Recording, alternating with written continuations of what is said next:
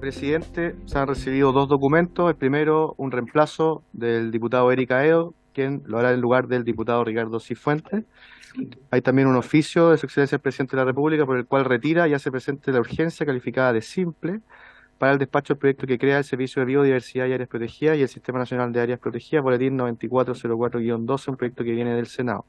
También le hago presente que el diputado Iván Moreira, por su intermedio, también hay un reemplazo que está llegando en este momento, así que está presente en la cuenta. Eso es todo, presidente. Muy bien, muchas gracias. Se ofrece la palabra en relación a la cuenta.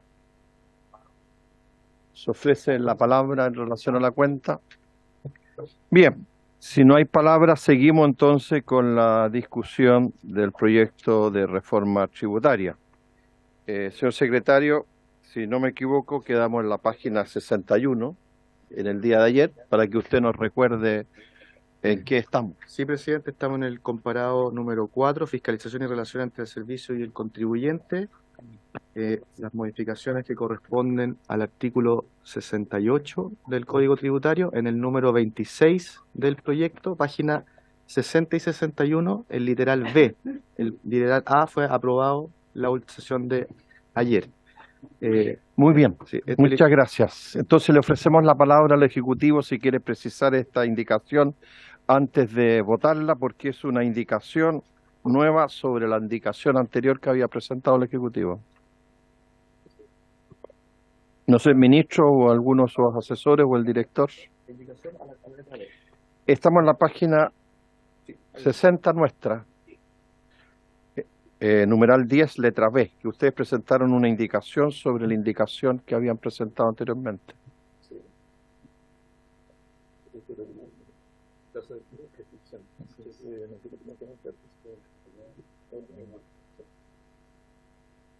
Gracias, presidente. Por su intermedio, la indicación del Ejecutivo se compone de dos partes.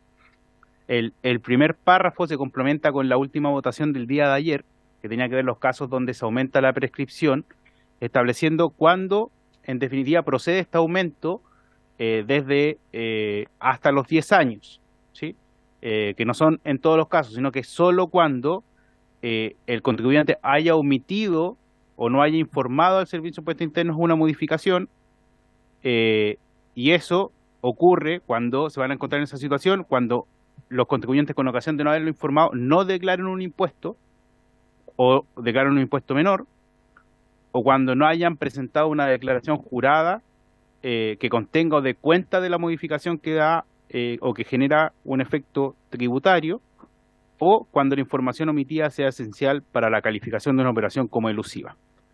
Entonces, esto restringe, si uno lo quiere ver desde esa perspectiva, la norma que se aprobó al final del día de ayer a los casos de solo en estos casos, Sí. en definitiva, se puede ampliar la prescripción. Y el segundo punto, en definitiva, esto es replicar lo que ya estaba en el proyecto de ley. Se establece, esto es una norma de control de la informalidad. Fundamentalmente se le agrega la obligación a una serie de organismos que exijan el inicio de actividades. Por ejemplo, en principio todos los órganos de administración. En específico, la letra B habla del sistema, o sea, del Servicio Nacional de Aduanas, es decir, que ellos deban exigir el inicio de actividades a quienes importen y o exporten. Esto es relevante porque actualmente no necesariamente aduanas tiene o está obligado a solicitar el inicio de actividades a una persona que está importando bienes. Eso se ha transformado en un problema de informalidad, porque en definitiva yo puedo importar repetitivamente bienes que luego comercializo y nunca, en definitiva, aduanas me solicita el inicio de actividades y por lo tanto puedo estar evadiendo todos los impuestos por esa vía. Y lo mismo en la letra C, que también es bastante importante, que tiene que ver con respecto de los operadores de medios de pago electrónico, el POS, donde uno puede pagar con las tarjetas de débito. También cualquier proveedor de ese sistema debe exigir que quien firma un contrato comercial con él haya hecho inicio de actividades, porque también tuvimos información de que estos operadores entregaban en definitiva a cualquier persona estos POS sin exigir un inicio de actividades, lo que tampoco es correcto porque ayuda a la informalidad. Entonces son dos medidas. La segunda parte, lo que parte con las siguientes entidades se encontrarán obligadas, desde ahí hacia abajo, son casos donde buscan atacar la informalidad exigiendo el inicio de actividades. Muy bien. Diputado Mellado, Sí, antes de votar. sí, está bien. Hemos visto en los medios de comunicación los POS, esos para, hay unos de colores distintos, digamos, que se conectan al celular y lo pagan, a los vendedores ambulantes, incluso a los que cuidan autos, digamos, y también lo tienen, digamos. Entonces, el punto es, ¿qué le va a pasar a esos administradores o a esos operadores si no cumplen con esto? ¿Hay alguna sanción a esos operadores o queda así nomás? Cuando hay un operador que tiene que informar que hay una persona, o sea, que tiene que decirle a la persona que le compra y que va a usar su servicio, que tiene que estar formalizado, y no lo hace, y efectivamente le sigue pasando a el que acomoda los autos, le sigue pasando al vendedor ambulante, etcétera, ¿tiene alguna sanción ese operador? Está bien. No sé quién, ¿director?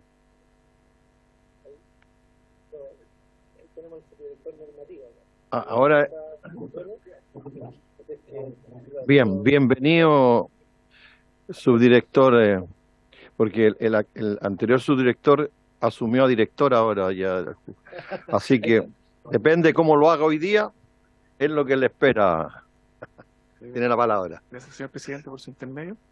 Efectivamente, hay una sanción genérica que está contenida en el artículo 109 del Código Tributario que permite al servicio fiscalizar y sancionar aquellos incumplimientos que no tengan una sanción expresa. En este caso no hay una sanción expresa en el mismo artículo 68 que se está proponiendo, pero por defecto el servicio tiene las facultades por aplicación del artículo 109 del Código Tributario.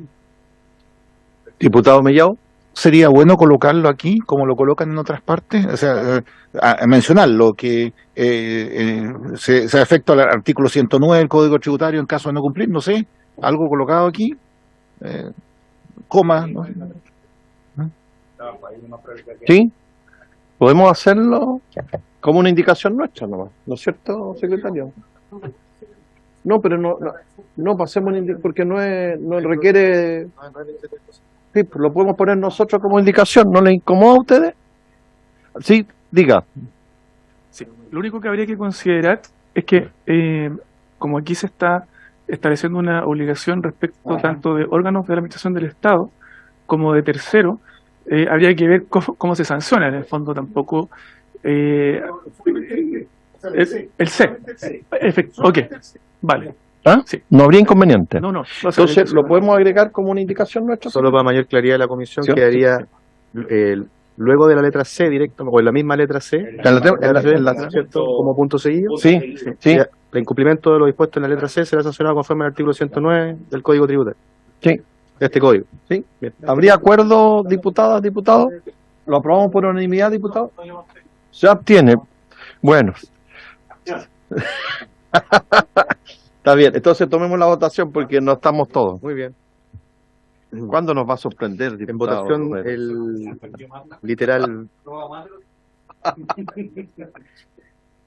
Presidente, en votación el literal B, conforme ha sido sustituido por la indicación del Ejecutivo y la propuesta que se ha hecho en la comisión. Sí.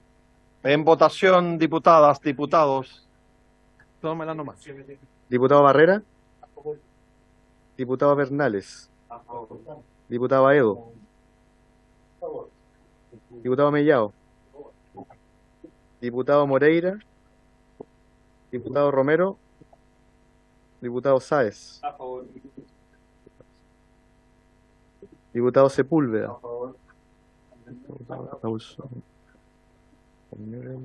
Diputada Yeomans. Y presidente. A favor. 9 a favor, 1 abstención. Aprobado.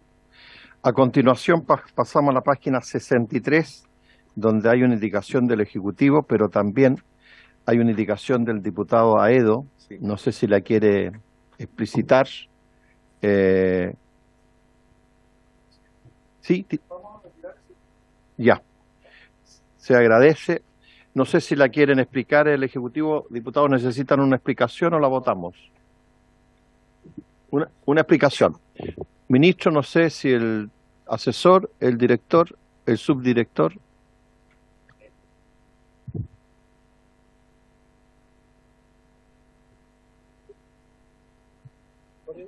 Estamos en la página 63, numeral 27, donde hacen una modificación al artículo 69. Diputado Romero, antes. Mire, a riesgo de quedar como ignorante, pero es mejor preguntar. En el número 10 dice, se sustituye el literal B, ¿ya? Que fue el que votamos, ¿no es cierto? Del actual numeral 26 que ha pasado a ser 27. O sea, el 27, ¿no estamos votando el antiguo B que está en la columna del medio? ¿Y que es el 27? ¿No? ¿Me equivoco? ¿No? Ya. O sea, estamos votando definitivamente el 27. Sí, a ver, actual. el secretario va a Es que por eso, precisar para que se vea bien, todos porque tengan como- claridad y no haya duda. Solo para precisar, la numeración de lo que estamos votando no necesariamente va a ser Es la que va a concordante. quedar al final del proyecto que vamos a despachar a la sala. Ese es un trabajo que nosotros vamos a hacer de concordancia y fondo, porque se van a agregar y se van a rechazar cosas. Entonces, lo que queda acá no es lo que va a quedar definitivamente el informe. Después tienen que hacer coincidir las partes. ¿Alguna explicación del Ejecutivo? ¿Sí?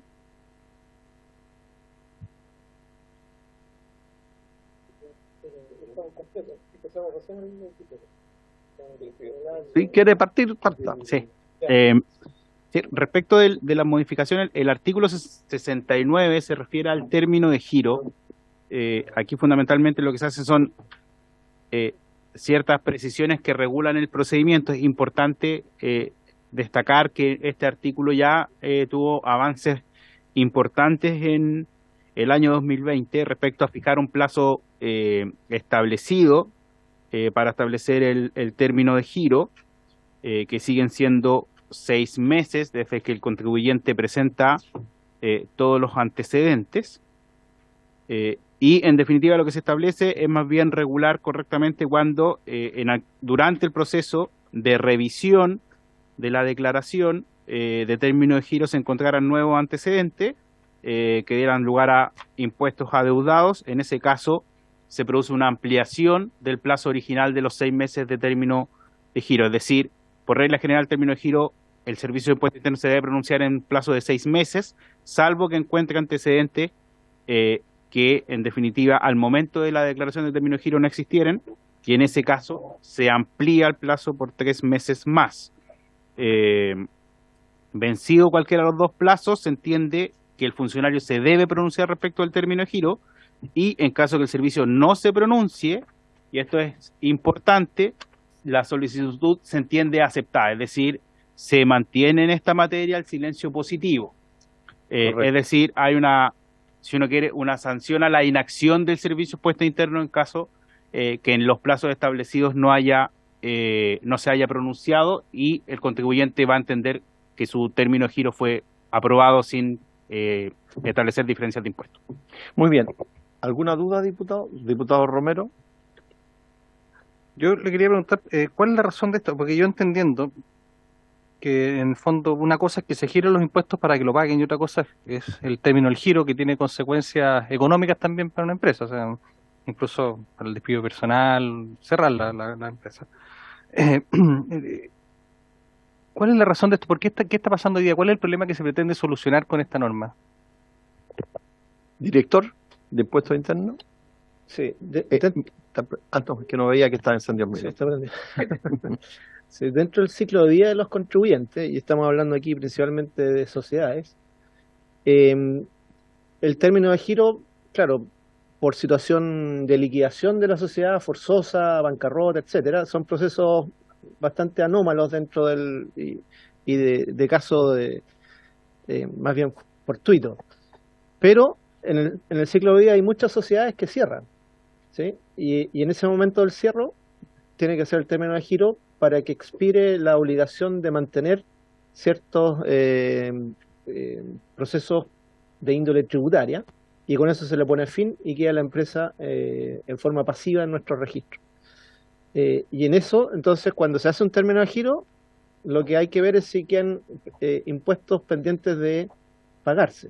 Y en ese momento se hace la liquidación, si no hay impuestos, e inmediatamente se da el certificado de término de giro, y si es que hay impuestos pendientes, se hace el giro respectivo y en muchos casos el contribuyente aporta antecedentes para que se corrija la liquidación que le hace el servicio.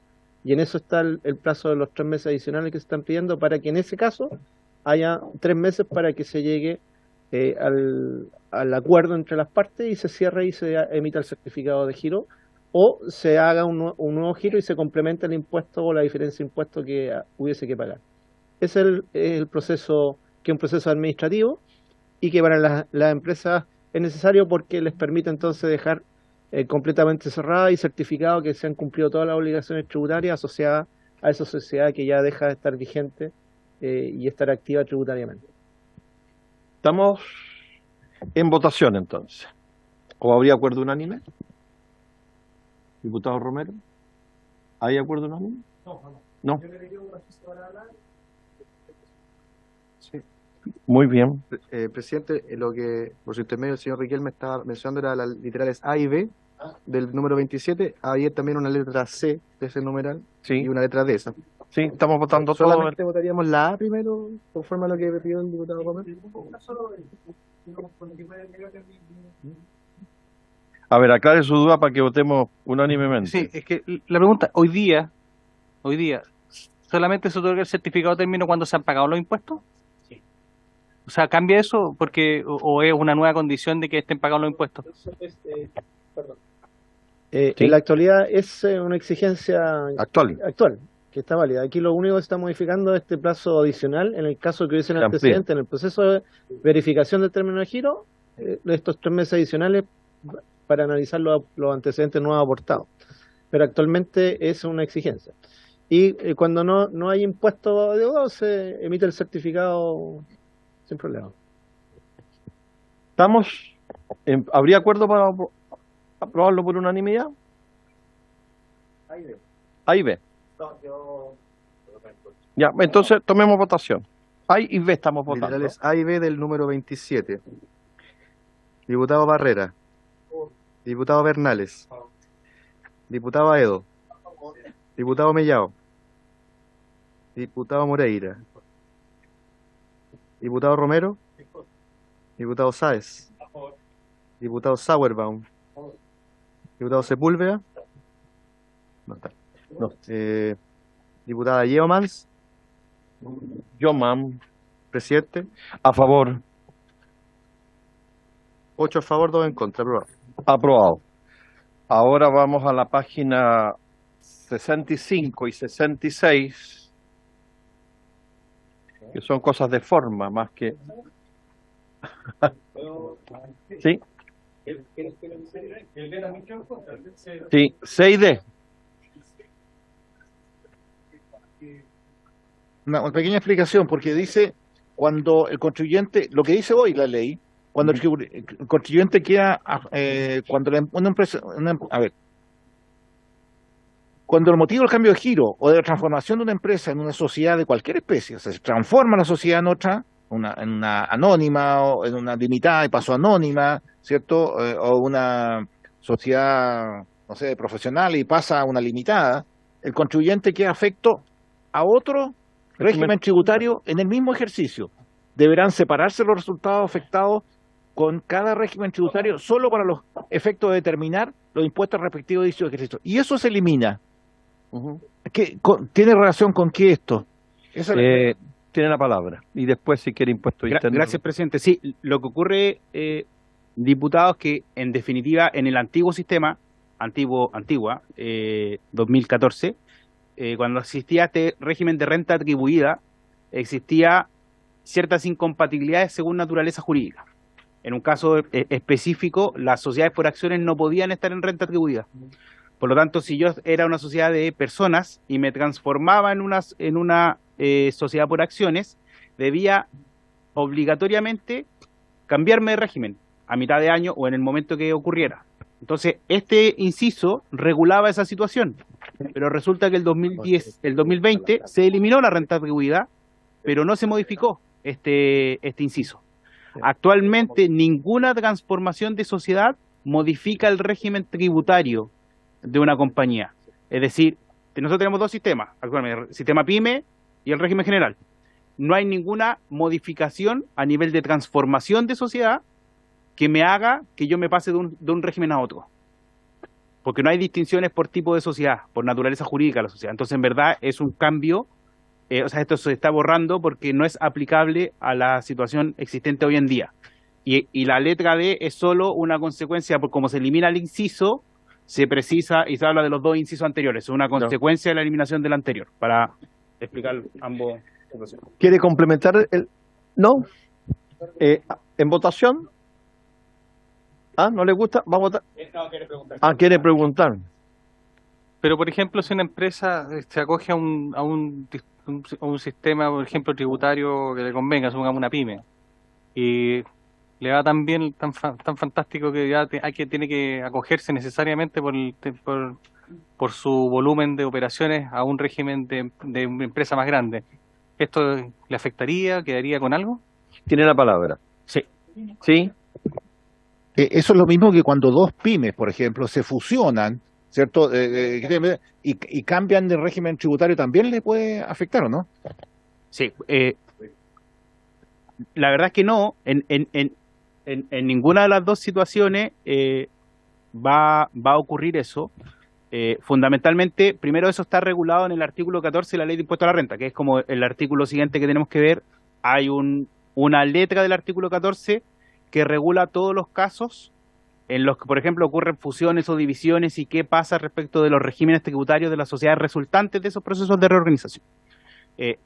Asimismo, respecto de la consulta del diputado Romero, de qué pasa si una sociedad, en definitiva, por sus ventas se sube, se incrementa, se pasa del límite, el efecto siempre es a contar del ejercicio siguiente. Por lo tanto, si yo este año, en definitiva, el promedio de mis ventas fueron 100.000 UF y por lo tanto me pasé del límite de las 75.000, me voy a cambiar de régimen a contar del siguiente ejercicio comercial. En este caso, a partir del 1 de enero de 2023. Y esa situación, esa regulación, está completamente contenida en el artículo 14. Entonces, en ningún caso hay obligación de término de giro. Cuando yo me cambio del régimen PYME al régimen general, no tengo que hacer un término de giro. Y por eso no aplica este artículo. Esto está todo resuelto en el artículo 14 de la Ley de Impuesto a la Renta. Diputado Romero. A ver, yo lo veo un poco más amplio. Hoy día, bajo esta reforma, en fondo, los hechos jurídicos, los cambios jurídicos también podrían eventualmente significar alguna ilusión. ¿Cómo nosotros podemos garantizarle a las pymes, por ejemplo, contribuyentes, que le fue tan re bien, vendió un montón, no le digan, oiga, pero usted, ¿por qué tributa a partir de por ejemplo, el 1 de enero de este año como pyme y resulta que usted está vendiendo como loco, vende más que el Jumbo? Entonces, ¿cómo se pasó esto? ¿No habrá acá una ilusión? Lo estoy tratando de ser mal pensado, me pongo en el lugar de que lo estén fiscalizando y digan, no, pues usted no debería haber presentado tributación como pyme, usted ya no es nada pyme, porque a partir de septiembre, con el 18, ya se fue para arriba su venta. ¿Cómo hacemos para que no ocurra eso? Trato de ser un ejemplo coloquial, pero para que se entienda. Digamos. Diputado Mellado. Tirado el diputado Romero, entonces yo lo Sí, sigo. no. Lo veo. La amplío Está muy creativo. ¿Qué pasa con las sociedades de profesionales, que es algo frecuente en estos momentos? Porque las sociedades de profesionales son las únicas exentas de IVA, entonces hay unos que están tomando esa acción y tienen limitada pasa a sociedades de profesionales en estos momentos. ¿Cómo es la figura que hay? Tiene la palabra. Respecto de ese punto, yo creo que hay que plantear dos cosas. Primero, ambas situaciones tienen que ver más con impuesto a la renta y ninguna de las dos situaciones, respecto ni de sociedades de profesionales, ni una compañía que excede en ingresos de venta, está obligada a hacer término de giro. Eso es como lo primero, y por lo tanto el artículo 69 del Código Tributario no es aplicable. Yendo por parte en lo que señala el diputado Romero, efectivamente la ley es objetiva en materia de tránsito desde una sociedad pyme hasta una sociedad de régimen general. Por lo tanto, si en un año mis ventas superaron con creces el límite y me veo obligado, es un hecho objetivo. No podría ser cuestionado, en definitiva, como una operación elusiva, que yo estuve 5 años en el régimen pyme, en definitiva, y el último año me fue muy bien, y como consecuencia de eso me tuve que pasar a régimen general. El servicio no podría decir, no, usted estuvo desde el año 1, debió haber estado en el régimen general, porque en verdad las ventas son objetivas. Entonces, y así está regulado. De nuevo, es una discusión más propia de renta que cuando veamos el artículo 14 la vamos a poder revisar con mucho más detalle porque van a tener el texto a la vista. Y respecto de las transformaciones y de las sociedades de profesionales, bueno, está el subdirector normativo, pero hay una circular del Servicio de Impuestos Internos que tiene 2 semanas, puede ser, un poquito más, y esa circular señala expresamente en esta materia que la transformación, fundamentalmente desde SPA a limitada, que es lo que más está ocurriendo, con el objetivo de ser considerado como sociedad de profesionales, no constituye elusión. Y la circular lo dice expresamente. Entonces, ese punto también está salvado. Muy bien. En votación, entonces. Presidente, pondríamos en votación La- la letra C y D. Efectivamente. Es que son Están asociadas. La D La otra es, es un cambio formal. sí. Si el afán de votar en contra del diputado, ya. 6D en votación. Bien, diputado Barrera, diputado Bernales, diputado Aedo, diputado Mellado, diputado Moreira, diputado Romero, diputado Sáez, diputado Sauerbaum, diputado Sepúlveda, diputado Soto, No está. Ahí está. diputada Yeomans, Es que es como el Espíritu Diputado Santo, Romero. aparece y desaparece. a favor. Presidente, A favor. unánime, presidente, Por unanimidad se aprueba. 12. Como es una circular, esto en cualquier momento se echa abajo la circular. O tiene un plazo, o tiene un momento y después se cambia en cualquier momento. ¿Qué circunstancia tendría que producirse para cambiar la circular por otra o dejarla sin efecto? Subdirector, tiene la palabra. Ahí. Ahí sí. Muchas gracias, señor presidente, por su intermedio. A ver, como bien decía Diego, nosotros ya emitimos una circular hace un par de semanas, la circular 50, que básicamente interpreta la ley, la modificación legal, y establece algunas reglas operativas respecto a cómo esto va a empezar a aplicarse a partir de 2023. Sobre la pregunta de fondo, la verdad que el servicio, salvo que haya una modificación de antecedentes legales, por ejemplo, otra modificación legal o una reconsideración de las interpretaciones previas, el servicio virtualmente no cambia su interpretación. O sea, es difícil que haya un cambio de criterio. Por otra parte, y aquí me estoy adelantando un poco, por instrucciones del director, hay un proyecto de resolución que debe estar saliendo en la próxima semana, que básicamente regula los distintos tipos de situaciones en que se pueden encontrar los contribuyentes para efectos de, o ya sea migrar a un sistema de sociedades profesionales cumpliendo los requisitos, o acogerse desde cero a partir del 1 de enero del 2023. Ahí se están regulando distintas situaciones, como bien decía Diego. Algo que ya se anunció en la circular es que no es requisito, no se exige en ningún caso que aquellos contribuyentes que deseen migrar, por ejemplo, de una SPA, que de acuerdo a las definiciones no calificaría como sociedades profesionales, modifica su estructura societaria a una sociedad limitada, por ejemplo, eso no constituye término de giro, no da pie a término de giro, y además, y esto es muy importante, el servicio resolvió expresamente que eso tampoco se considera en principio elusión, ¿no? O sea, también se está admitiendo la posibilidad de que el mercado se ajuste y que eso no se califique como elusión. Eso es una instrucción del director y por lo tanto es obligatoria para todos los funcionarios del servicio a nivel nacional. ¿Cuándo se podría cambiar? Me pregunta cuándo cambia el director, cambia el servicio. No. Hay que dejar al actual gobierno para que no se cambie. No, esa circular no debiese modificarse, no. Muy bien, diputado Aedo me había pedido la palabra antes de entrar a la página Sí. 68. Sí, gracias, presidente.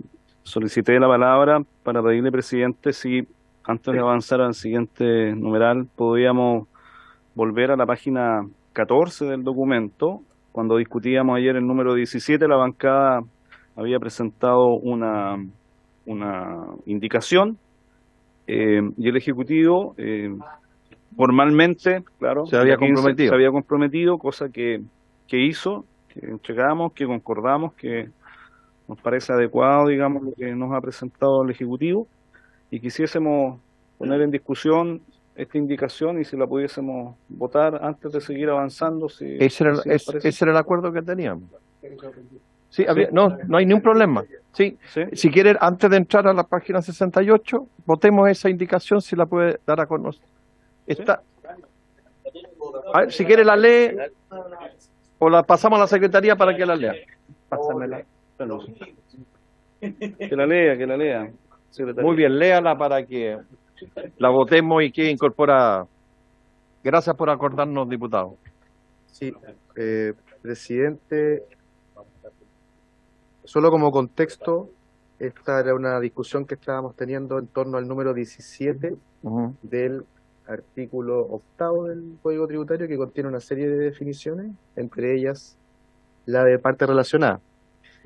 Y la indicación que ha presentado el diputado Aedo agregaría en el numeral 2 del número 6, que agrega el literal H nuevo, el siguiente párrafo segundo, señala: lo dispuesto en esta letra H no será aplicable en aquellos casos en que las personas, sociedades, fondos o entidades respecto de las cuales el servicio pudiere presumir la existencia de actuación conjunta o unidad económica, sumaren en su totalidad un promedio anual de ingresos que no exceda 75.000 unidades de fomento, de acuerdo con las reglas y definiciones del... ¿75.000? ¿Perdón? 75.000, sí. De acuerdo con las reglas y definiciones de la letra D del artículo 14 de la Ley sobre el Impuesto a la Renta. ¿Habría acuerdo para aprobarla? ¿Unánime? ¿Se abstiene usted? Entonces, sí. ¿Ya? ¿Ministro? Solo por una cuestión de admisibilidad, nosotros queremos expresar nuestro patrocinio, nuestro acuerdo con esa indicación. Muy bien. Aprobada entonces. No, si al diputado Romero no hay cómo convencerlo, weón. No hay cómo convencer al diputado Romero. Está bien.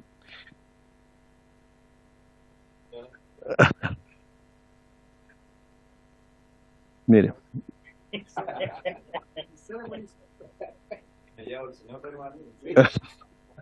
Un buen gobierno reparte el cariño para todo un poco. Entonces vamos a la página 68. Sí, la página 68, presidente, tiene el número 32, que contiene modificaciones del artículo 115 del Código Tributario. Un nuevo inciso. Así es, tiene 3 literales. Se agregan incisos relativos al concepto de jurisdicciones territoriales de los tribunales tributarios habaneros y una serie de otras adecuaciones formales. Así que... ¿Quiere explicarle al Ejecutivo, director? ¿O el...? Gracias, presidente. Sí, el artículo 115 es relevante respecto de materia de competencia de los TTA. Esto ha salido en las discusiones anteriores. Entonces, en definitiva, lo que se establece en la inclusión es regula los casos cuando quien emite una resolución o una liquidación o giro que es susceptible de reclamo tributario es la unidad o es la Dirección Nacional. Se ratifica que, independientemente de eso, el tribunal competente es el del domicilio del contribuyente. ¿Por qué podría ocurrir eso? Porque la Dirección Nacional está radicada en Santiago y podría estar revisando una situación de un contribuyente en Iquique, digamos. Y eso mantiene la competencia en tribunal donde está el domicilio del contribuyente. Misma situación respecto de cuando se declara elusión o sea, casos de la aplicación de la norma general antielusiva que también van a ser dictados por... Recuerden, este comité antiilusión conformado por los subdirectores y por lo tanto va a salir desde la Dirección Nacional. Sin perjuicio de ello, la competencia es el tribunal correspondiente al domicilio del contribuyente.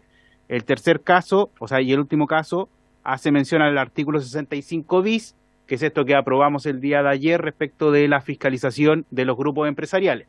En este caso sí se altera la competencia jurisdiccional, porque recuerden que la casa matriz puede traer toda la fiscalización a su domicilio y por lo tanto en ese caso va a ser ese el domicilio correspondiente para conocer los juicios en caso que el contribuyente decida reclamar. La letra B es un mero ajuste porque en definitiva está contenido en el nuevo párrafo que se está incorporando. Por lo tanto es una eliminación de parte de lo que ya estamos votando ahora.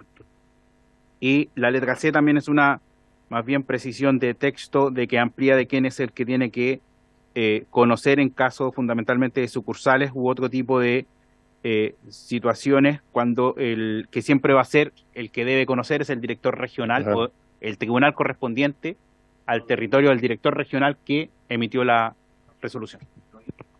Y ya, vamos por partes. Votemos la letra A o hay inquietudes. Tiene problemas en la A. Ya, yo pensé que... Ya, diputado Mellado y luego el diputado Romero. Es que en la A tengo problema porque según cómo está redactado, lo que dice, lo que hablamos en la fiscalización que podía ser remota y que quedaba resguardado el domicilio primario del contribuyente, aquí ya no queda así. Aquí, según lo que dice,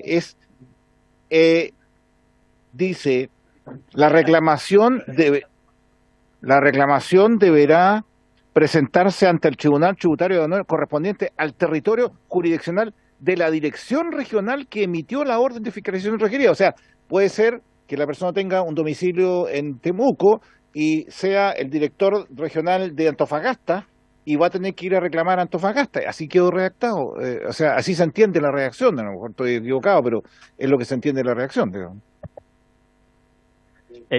Sí, por su intermedio, presidente, efectivamente la situación de la multijurisdicción está regulada en el artículo 65 ter.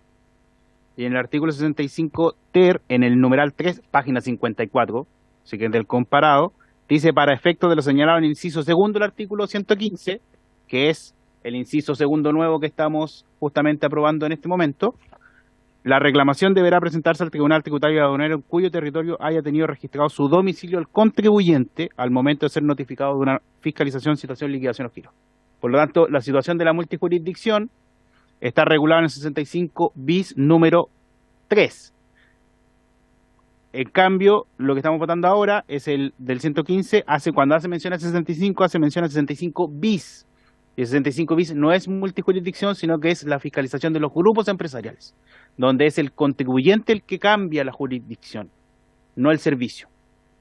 Por lo tanto, no hay un problema ahí de que en definitiva la dirección, o sea, para ser absolutamente claro, en los casos de multijurisdicción se mantiene que los reclamos tributarios deben ser presentados en el tribunal correspondiente al domicilio del contribuyente, independientemente que haya sido fiscalizado por personal de otra unidad territorial.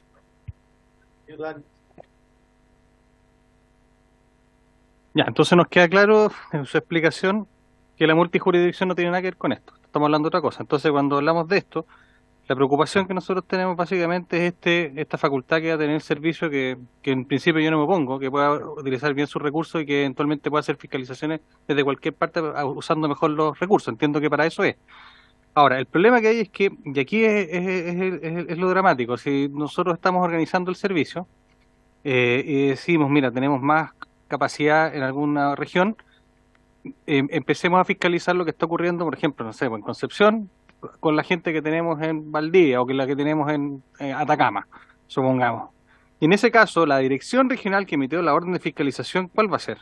Ahí hay un tema. Entonces, eso es lo que está diciendo el diputado Mellado, tiene toda la razón, que en el fondo a lo que nos preocupa es que tú lo que nos dice tiene toda la razón, pero no es lo que aparece acá respecto de esto. No estamos hablando de multijurisdicción, sino que estamos hablando de esta posibilidad que existe de organizar el servicio, que es una de las que vuelvo a decir, no es algo que yo me oponga, pero ¿qué pasa en esos casos?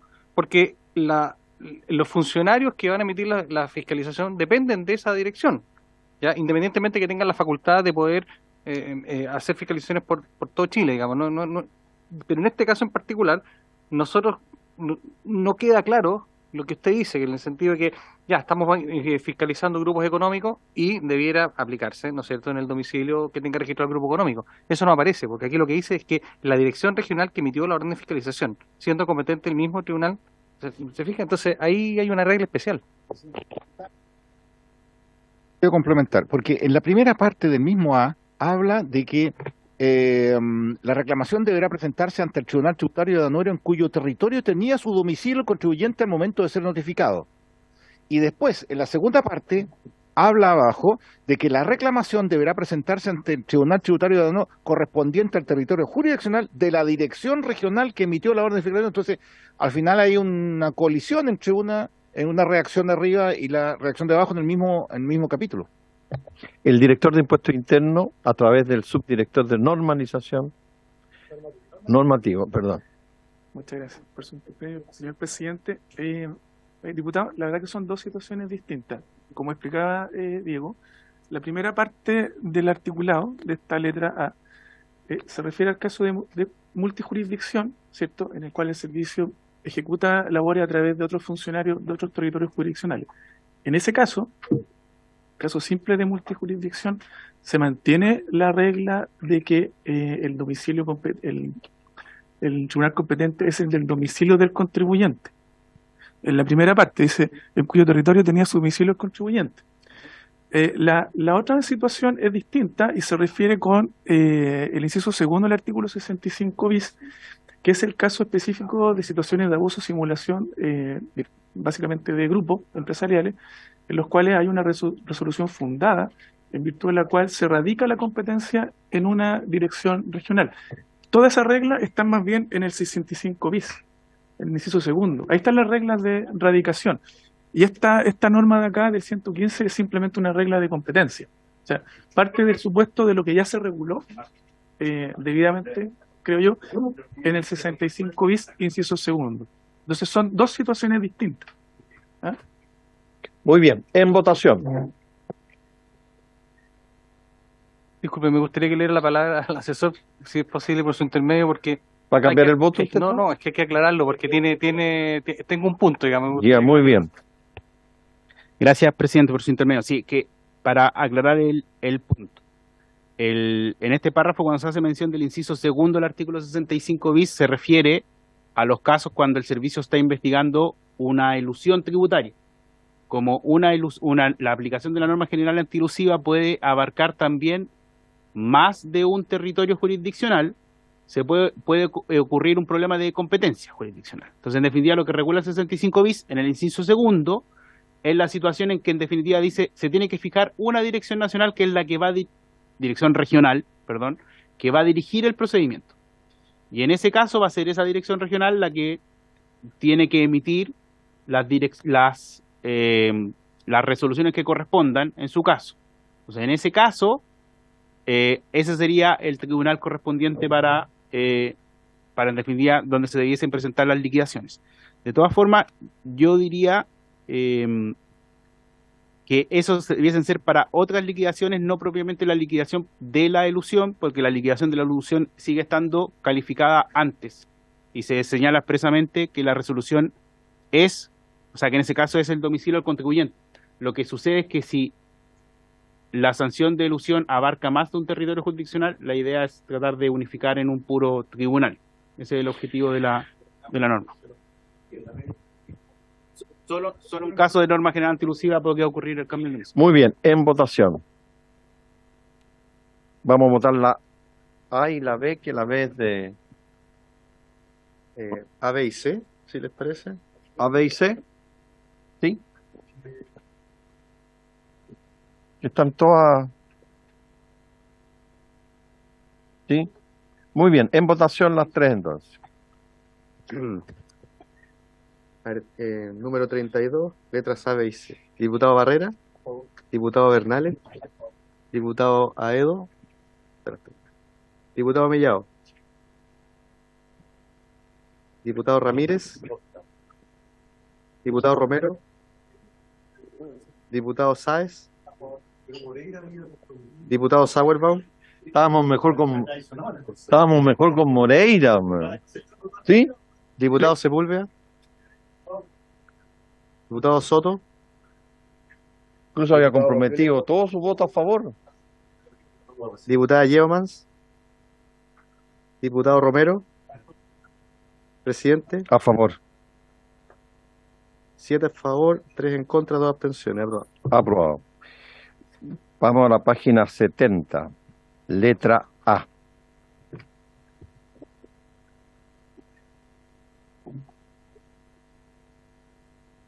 La página 70 tiene el número 34, también contiene 3 literales, son las últimas normas que votaríamos en este comparado.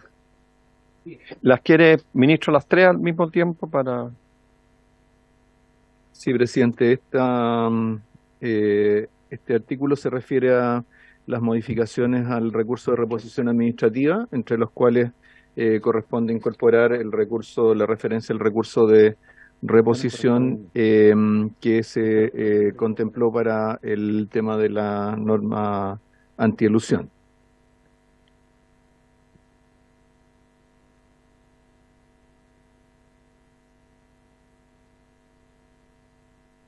¿Nada más? Eso, si quieren. No sé si Impuesto Interno quiere. ¿Algún diputado tiene alguna duda para votar?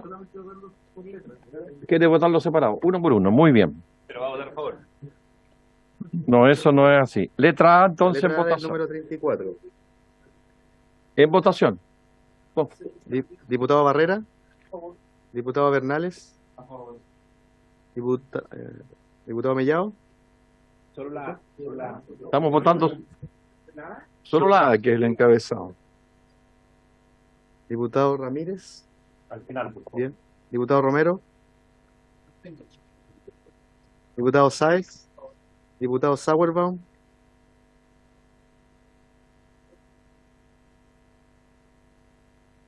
Tómenlos al final. ¿A favor? Diputado Sepúlveda. Diputado Soto. Diputado von Mühlenbrock. Diputada Yeomans. Alguien estaba Diputado pendiente de Ramírez. la votación. Presidente. A favor. 2, 3, 4, 5, ¿Votó Mellado? Sí. Mellado votó a favor. Ya. Es que pensé que no había alcanzado a votar. Ya. 1, 2, 3. 9 a favor, 3 abstenciones. Aprobado. Ahora vamos a la letra B. Letra B. ¿Sí? ¿Qué significa que el recurso sea completamente, o sea, cuando sea acogido completamente por el servicio? Subdirector. Muchas gracias, señor presidente, por su intermedio. Sí. Sí, ¿la ve? Sí. Sí. Ah, ¿otra pregunta?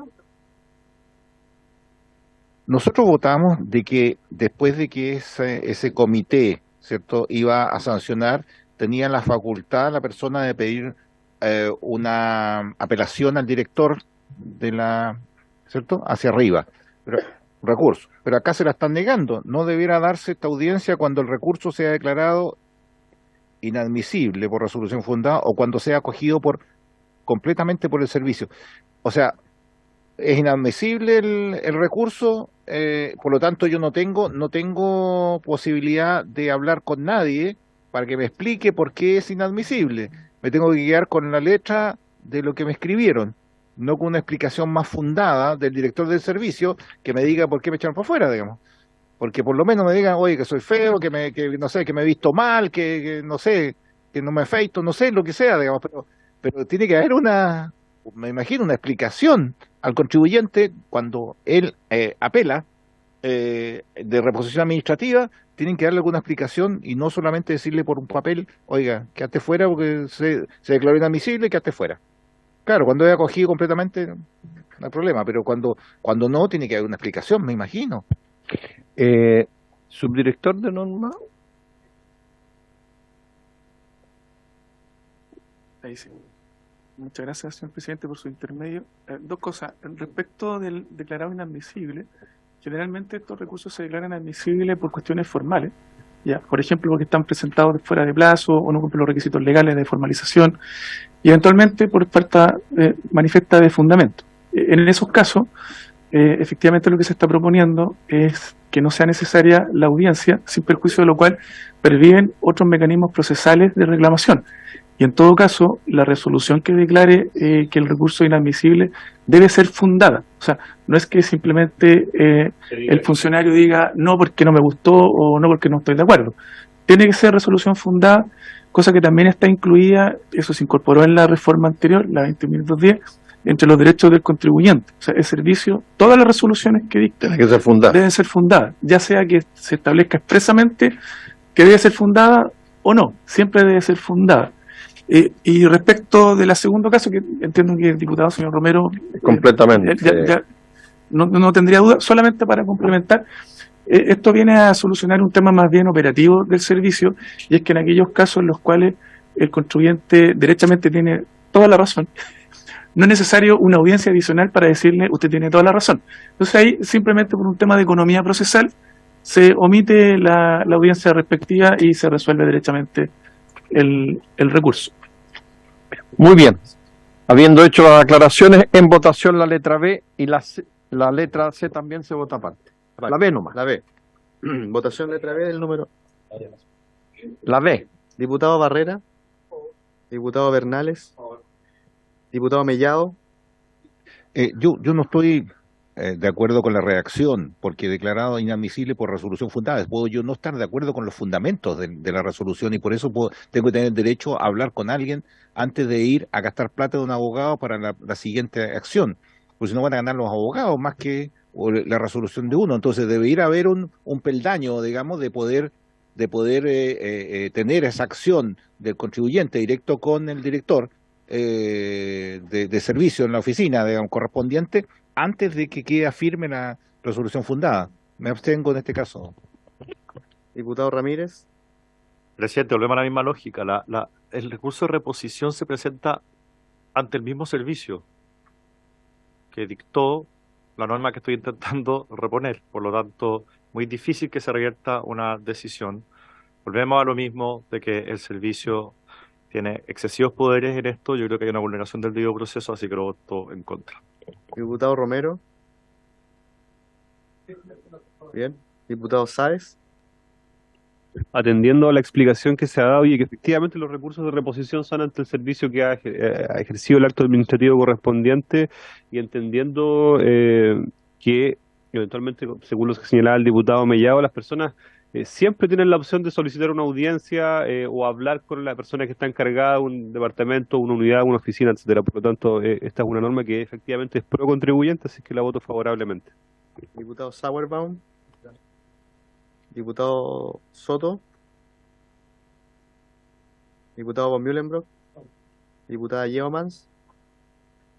Diputado Romero. Claro, a ver, un poco por las razones que dice el diputado Sáez, yo pensaba abstenerme, pero voy a votar en contra porque no es que sea pro contribuyente, porque la norma está diciendo no deberá dar su audiencia. Entonces, en el fondo, una cosa es que no podrá, pero no deberá. O sea, si la persona la pide, respecto a su caso, no se la van a dar, porque está ordenado. El funcionario, por muy buena voluntad que tenga, podría decir, mire, yo lo quiero escucharlo, pero ¿sabe qué? No puedo. La norma me impide, en contra. Diputado Naranjo, presidente. A favor. 6 a favor, 4 en contra, una abstención. Aprobado. Aprobado. En votación entonces la letra C. Ministro, estoy pensando en el futuro. Puede ser presidente del club de fútbol de barrio. Presidente, si esta letra se refiere, esta es la que tiene relación con el recurso jerárquico que se incorporó en el procedimiento para la norma anti-elusión. Entonces, en esa norma se estableció el recurso jerárquico de reclamación ante el director del servicio. Por lo tanto excluye este procedimiento que es el de reposición administrativa, es ante el director regional del servicio. Ese sería el... Muy bien. En votación, si no hay ninguna consulta, la letra C. C. Diputado Barrera, diputado Bernales, diputado Mellado, diputado Ramírez. Seguimos la lógica de quitarle herramientas al contribuyente para defenderse. Por eso voto en contra. Diputado Romero. Bien. Diputado Sáez. Diputado Sauerbaum. Diputado Soto. Diputado von Mühlenbrock. Diputada Yeomans. Diputado Romero. En contra. Presidente. A favor. 7-4. Aprobado. Aprobado. Cerramos entonces ese capítulo y ahora entraríamos a procedimientos judiciales. El numeral 1 de los documentos que tienen ustedes. El número 1. Tengo entendido que todos lo tienen ahí en su... Se lo llevó Moreira entonces. ¿No lo tienen? Ah, es que yo lo tenía. Yo lo tenía aquí. Si quieren, mientras ustedes lo distribuyen, a los diputados podrían explicar la indicación numeral 35, letra A. No se ha votado nada. No, va a explicar la indicación A que presentó el Ejecutivo. Ministro. Sí, gracias, presidente. Este artículo se refiere a los reclamos ante el Tribunal Tributario, como vamos a ver respecto de todo este grupo de indicaciones. Y lo que establece es las causales de los reclamos, respecto de las cuales, en primer lugar, se especifica que esto también se puede aplicar al avalúo asignado a un bien raíz en una tasación general, modificaciones de los avalúos, que antes estaban en cierta medida subsumidos en los elementos que sirven de base para determinar un impuesto. Luego se agrega la resolución que declara la elusión de acuerdo a la norma la norma antielusiva. Y a continuación se agrega que en los casos de los reclamos contra giro solo pueden presentarse en los casos en los cuales no hay conformidad entre el giro y la liquidación del impuesto. ¿Mm?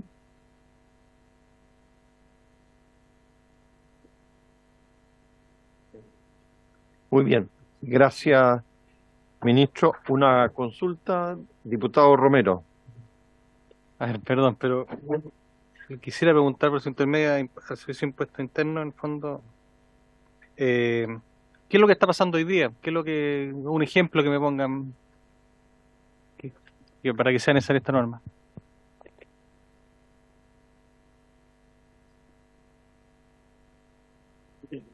Señor presidente, por su Sí, intermedio, tiene la palabra. básicamente lo que está haciendo acá es sistematizar este artículo 124 en el contenido actual.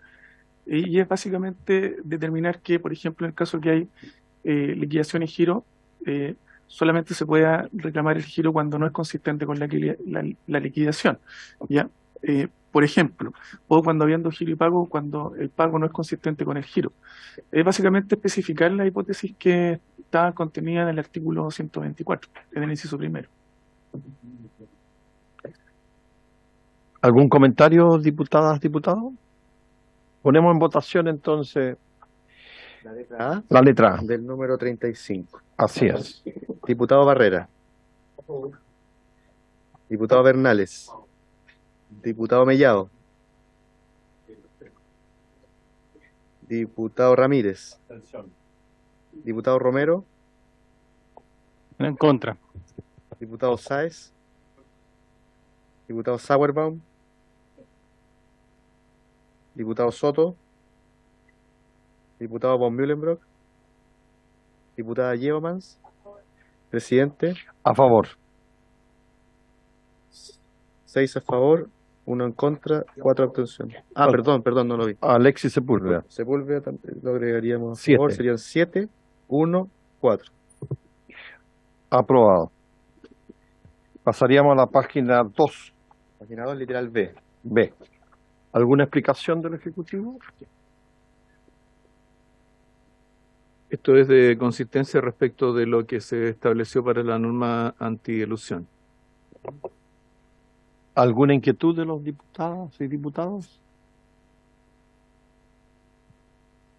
Presidente, si quiere podemos repetir la votación.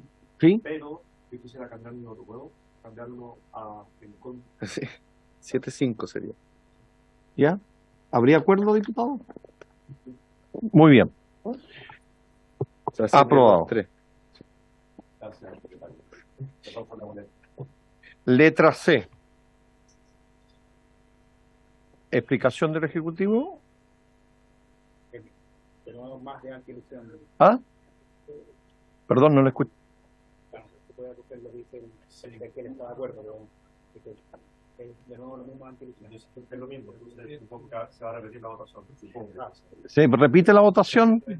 No, en votación entonces. La letra C en la página 3. Diputado Barrera. Diputado Bernales. Diputado Mellado. diputado Ramírez, diputado Romero, diputado Sáez, diputado Sauerbaum, diputado Sepúlveda, diputado Soto, diputado von Mühlenbrock, diputada Yeomans, presidente, A favor. 9-3. Aprobado. Ahora estamos en el numeral 36, página 4. Ministro.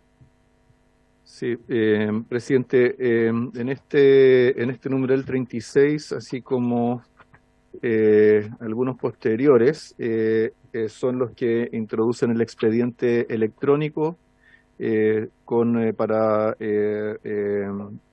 incorporar ahí todos los escritos, documentos, actuaciones relacionadas con un juicio.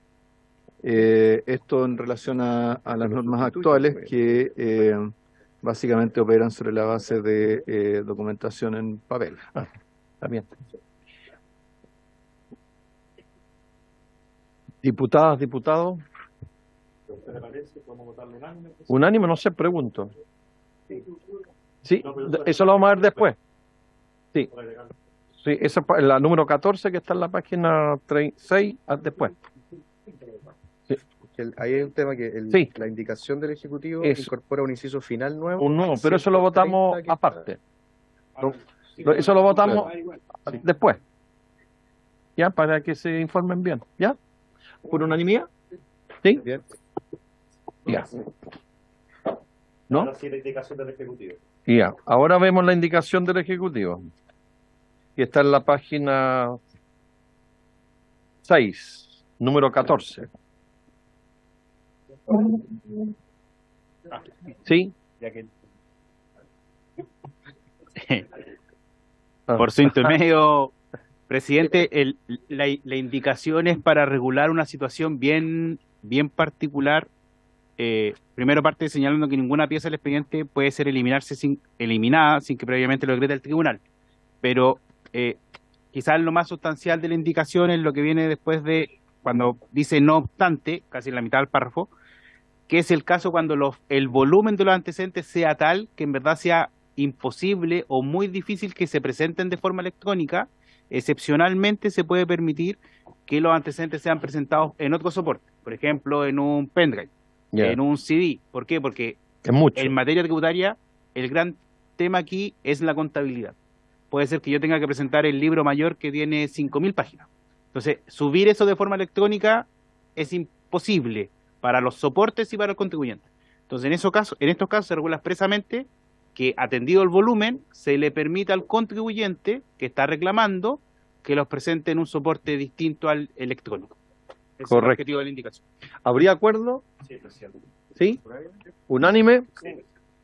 Muy bien. Vamos a la página 7 ahora. Número 35. ¿Alguna explicación del Ejecutivo? La muñeca, Esta, ¿Ah? una muñeca experta lo suyo. ¿Por qué? El correo electrónico. Sí. No sé. El Ejecutivo tiene la explicación para esto. sí, esta propuesta se refiere nuevamente a las notificaciones por correo electrónico, en lugar de estar limitadas a la carta certificada. Esto es consistente con lo que ya se aprobó para Tesorería y el Servicio de Impuestos Internos. ¿Habría Claro, acuerdo? que una Estamos persona- solamente votando la letra A para que no se pongan nerviosos. No, todo el tiempo el mundo.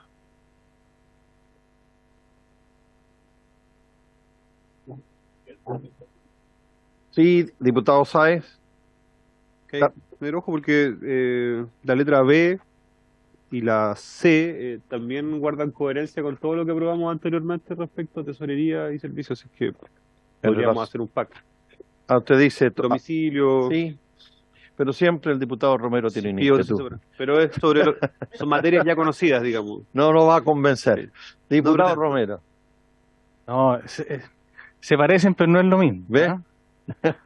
Aquí estamos hablando de los tribunales. Aquí ya es otra cosa. Una cosa es lo administrativo, que efectivamente tiene otra lógica. Solamente estamos en la letra A. A nomás. Sí, sí, pero es que Para no que no me meta la B y la C. Usted que es un eximio abogado, sabe perfectamente el efecto que tiene, estamos hablando de la sentencia interlocutoria. ¿Ah? Entonces, y estas que hoy día se notifican por carta certificada se está cambiando a correo electrónico. Presidente, ojo. Estas son las que admiten la reposición y la apelación en subsidio en algunos casos. No, aquí es un poquito más complicado. ¿Cuál es la razón de hacer esto?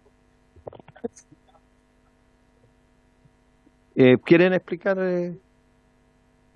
Sí, a ver, lo primero es que en general es una consecuencia del avance en materia de procedimiento electrónico a nivel judicial. Ya existen otros procedimientos en otras materias distintas de las tributarias donde las notificaciones todas se hacen ya por correo electrónico. La carta certificada efectivamente va en retirada por una situación en particular que nunca hay absoluta certeza de cuándo se notificó efectivamente la carta certificada. De hecho, hay bastante discusión al respecto.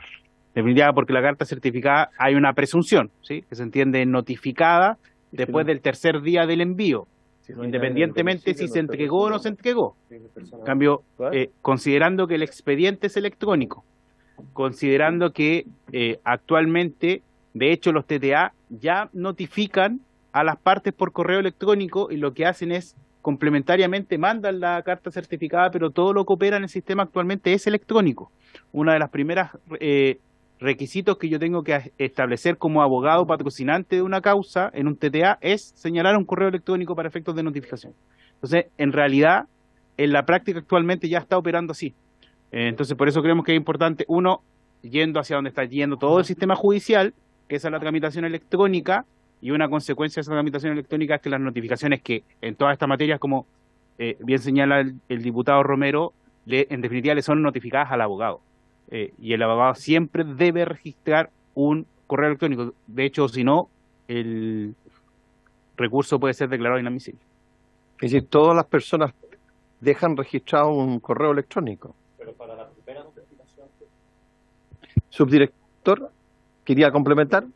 Sí, pero el subdirector, a lo mejor sí, subdirector. Solo complementar, perdón, muchas gracias, señor presidente, por su intermedio, solo complementar lo que decía Diego, que en estos casos el correo electrónico incluso es mucho más, resguarda mejor los derechos del contribuyente que la carta certificada por una cuestión bien técnica, y es que en el caso de la carta certificada, el plazo, que es de 3 días, se cuenta desde el envío. Y lo que siempre ocurre, las dificultades típicas de tribunales, y cuando se envió la carta certificada. Porque una cosa es que el servicio la envíe y otra cosa es que le llegue al contribuyente. Y algunas veces rebota la carta certificada o los registros en los correos no son suficientemente rigurosos. Entonces, la notificación por correo electrónico, con los debidos resguardos, es mucho más garantista que la notificación por carta certificada, tal como está regulada en la actualidad. Y si no hay nadie en el domicilio, no hay carta. Claro.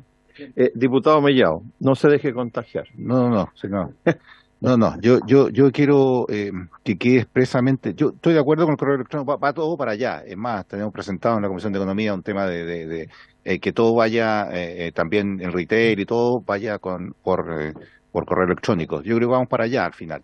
Está bien, pero también quiero ver si puede quedar expresamente colocado en el articulado donde dice el correo electrónico tanto de la empresa, del empresario y del abogado. Porque muchas veces pasa que estamos en juicio, le llega al abogado, se olvidó el abogado, venció el plazo y el contribuyente tiene que pagar. Entonces, yo creo que a veces, no siempre, pero a veces el abogado, digamos, no ve, tiene tantas causas para ver que no ve este tema. Entonces, yo prefiero que también al contribuyente, a la empresa, al contribuyente y al abogado sean los mails, porque aquí dice correo electrónico, punto.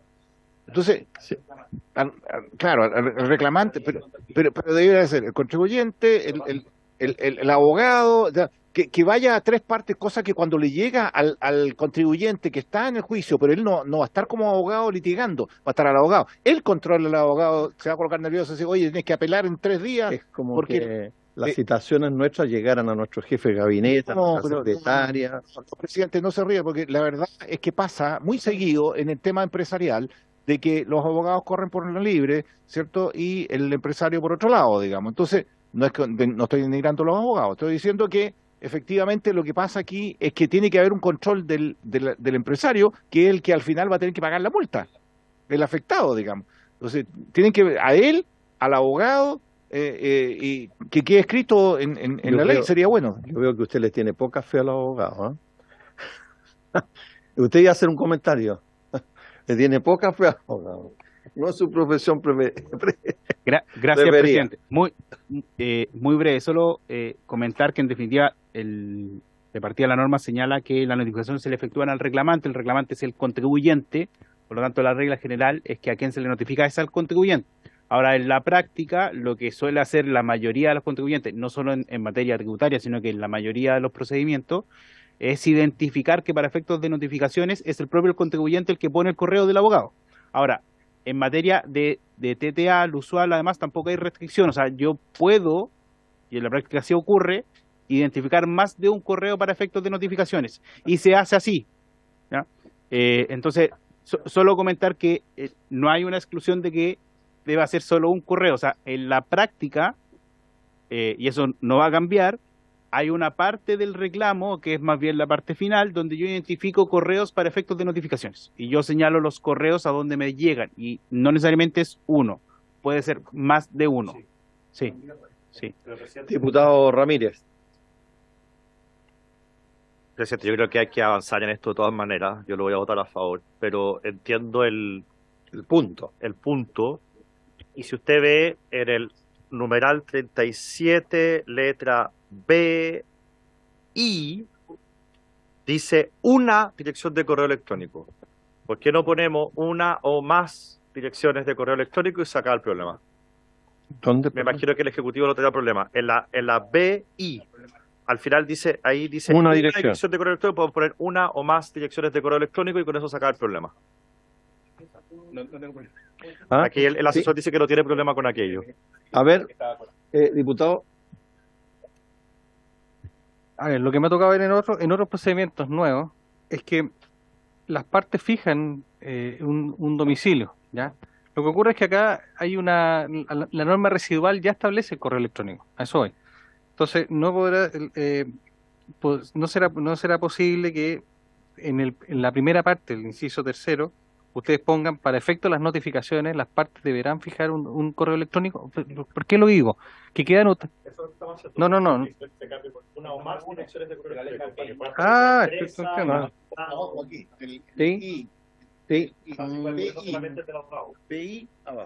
En la letra B. Para efecto de notificaciones que se refieren. Sí, estamos jodidos con excelente. No, tiene toda la razón. Sí. No, está bien. Sí, que todos los procedimientos. Una o más. Entonces hacemos de forma, secretario, una o más. ¿Habría acuerdo unánime? Estaríamos votando la letra A pero es que y B. esta no es la primera resolución. A ver, el director no está de acuerdo, no. De la demanda. A ver, algo, tenemos un problema. Bueno, estoy en normativa, no en código, pero solo un detalle, desde el punto de vista estrictamente procesal, la notificación válida es al correo designado. Mi única duda, tal vez habría que revisarlo después la indicación que se incorpore, es que tiene que ser la notificación a un correo para que sea válida. Si ponemos uno o más correos, si yo me equivoco en uno de los correos que designo, ¿eso significa notificación inválida?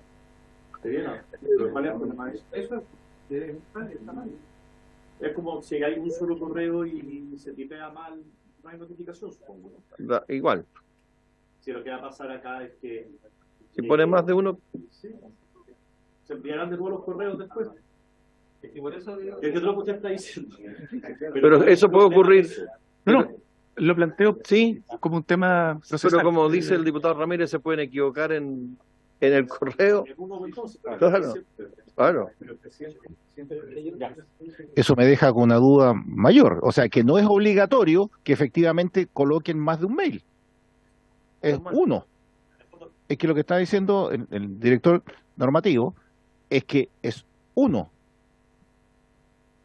Lo que dijo recién es uno porque los otros pueden ser malos. Entonces, si hay dos correos y el servicio se clasifica uno. ¿Se entiende lo que el principal, tiene que haber un principal y tienen que haber dos accesorios, digamos.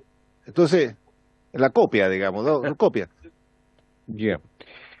Muy bien. Estaríamos entonces acogiendo una o más. Sí, y estaríamos votando letra A y B. La C no. Esa viene ¿Quieres votación separada? Vamos con la A y B La C. primero. Entonces, A y B. bien. ¿Sería unánime? Estaríamos votando la 37 A y y B. B con la modificación propuesta de una Sí. o más direcciones de correo electrónico. Sí, solamente faltaría votar la C. Diputado Barrera. Diputado Bernales. Diputado Mellao. Diputado Ramírez. Diputado Romero. Mire, voy a abstener porque tengo dudas con respecto a la resolución que recibe la causa prueba y la sentencia definitiva que se hagan por este mecanismo, pero voy a estudiarlo. Diputado Sáez. Diputado Sauerbaum. Diputado Sepúlveda. Diputado Soto. Diputado von Mühlenbrock. Diputada Yeomans. Presidente. A favor. 1101. Aprobado. Letra C, página 8. El Ejecutivo quiere dar una explicación. ¿Sí? Lo que pasa es que como votamos la letra B, entiendo que con la indicación del Ejecutivo, ¿no? Sí, sí. Perfecto. Gracias. Sí. Ministro. Esta letra se refiere a la notificación a terceros ajenos al juicio, también debiendo designarse un correo electrónico para esos efectos. Muy bien. ¿Habría acuerdo, diputada, diputado? Diputado Mellado. Lo que pasa es que lo que dice es que se coloca notificación de un mail de un tercero ajeno al juicio, pero también dice más abajo que tercero ajeno al juicio cuya comparecencia requiere deberá señalar el domicilio del mismo. En este caso, la notificación se tendrá practicada el tercer día contado desde aquel en que la carta fue pedida por el tribunal. O sea, también seguimos con una carta certificada en vez del mail.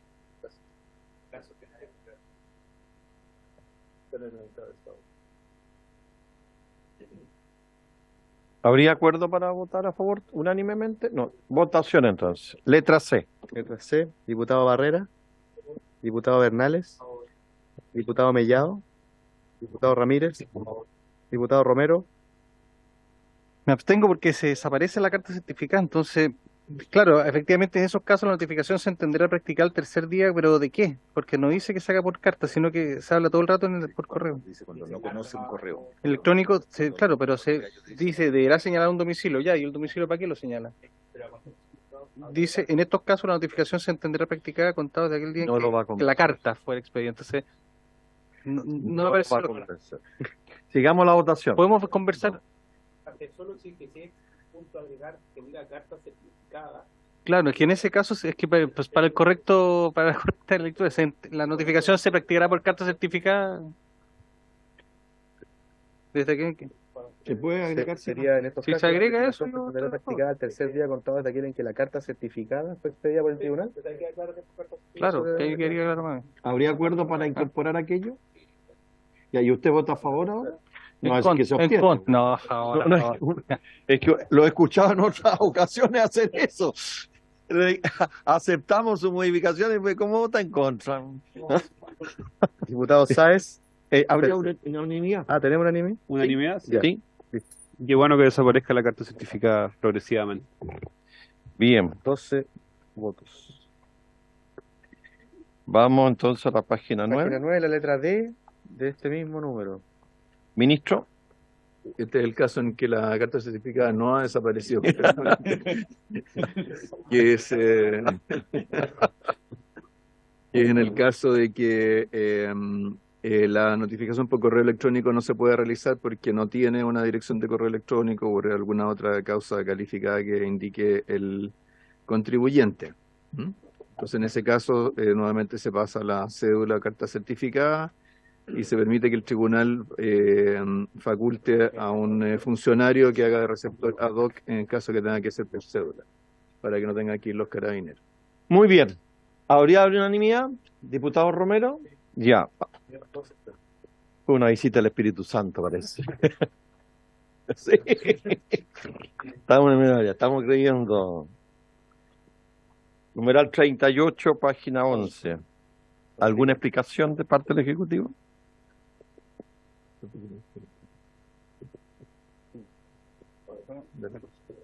Secretario. Sí, gracias, presidente, por su intermedio. Este es un ajuste que, en definitiva, es un ajuste de procedimiento que busca cautelar los derechos de las partes.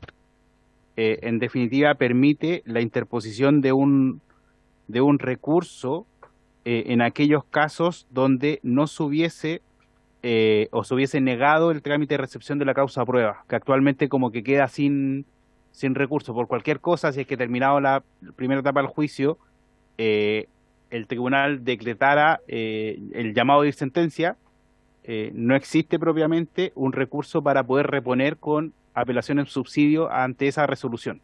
Entonces esa era una situación particular que estaban en los TTA y que lo que se está corrigiendo, porque efectivamente si es que por error incluso del tribunal se salta el término probatorio, que es una etapa fundamental en un proceso judicial, el contribuyente pueda reclamar o presentar un recurso judicial al respecto. Ese es el objetivo de este recurso, que obviamente no procede en los casos cuando son las propias partes que le solicitan al tribunal que falle sin más trámite, porque si no sería incoherente. Pero cuando a falta de eso y que el tribunal no decretó el término probatorio, se establece un procedimiento del recurso de reposición con apelación en subsidio. Diputados. ¿Habría acuerdo para votar? No, en votación entonces. En votación. En votación el número 38. Diputado 38. Barrera. Diputado Bernales. Diputado Mellado. Diputado Ramírez. Diputado Romero. Diputado Sáez. Diputado Sauerbaum. Diputado Sepúlveda. Diputado Soto. Diputado von Mühlenbrock. Diputada Yeomans. Presidente. A favor. 12-0. Qué bueno que Chile Vamos se está diferenciando republicano. No. Sí, ¿Votó a favor?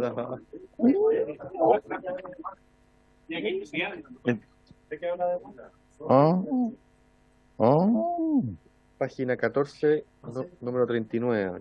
Página 14. ¿Eso acabamos de votar? No, votamos en la página 11, número 38, era número 39. Ahora, verdad que se elimina. Sería bueno explicar por qué se elimina. Así es. Sí, presidente, esto de nuevo es una norma que amplía las facultades del tribunal. Actualmente el tribunal solo puede proponer como bases de conciliación, es decir, un acuerdo entre las partes, materias que hayan sido expresamente alegadas por el contribuyente. Es decir, si el contribuyente expresamente no pidió algo, no puede ser utilizado por el tribunal en una base. Por lo tanto, le restringe el rango de acción. Al eliminar esta parte, lo que estamos haciendo es ampliar el rango por el cual el tribunal puede establecer las bases de conciliación para que las partes pongan término anticipado al juicio. Es una medida que consideramos que lo que ayuda es facilitar el término de un juicio cuando en definitiva hay bases de acuerdo. Diputado Ramírez. Presidente, a mí me parece que esto es un avance importante porque facilita la conciliación al final, que es una de las salidas que uno esperaría que se produjera con más frecuencia. Por lo tanto, yo creo que es una buena iniciativa, yo la voy a votar a favor. Muy bien, en votación. Solamente la letra A del número 39. Diputado Barrera. Diputado Bernales. Diputado Mellado. Diputado Ramírez. Diputado Romero.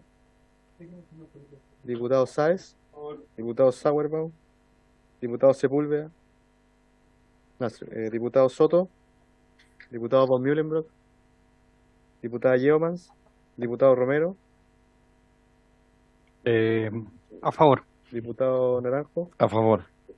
11-0, unánime. Muy bien. No hemos ganado al diputado Romero. Letra B está en la página 15. En la tercera columna. Por una indicación del Ejecutivo que tiene un ajuste de texto. ¿Quiere explicar por qué eliminaron? ¿Ah?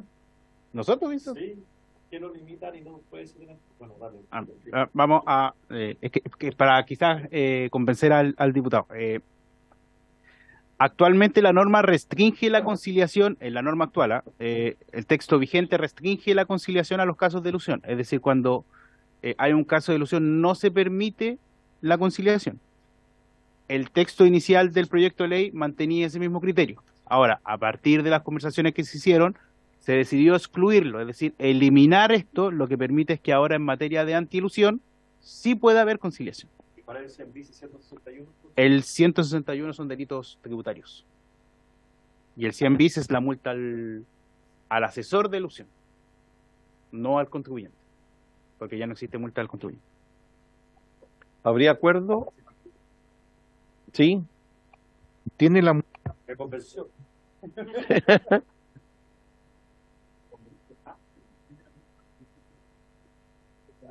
Eso es. ¿Habría acuerdo? Unánime de diputados hacia el sector izquierdo. Diputado Romero. En un minuto, no Ya ¿Está bien? que, muy bien, aprobado. 11-0. Con la indicación del Ejecutivo. Vamos al numeral 40, página 16. 6.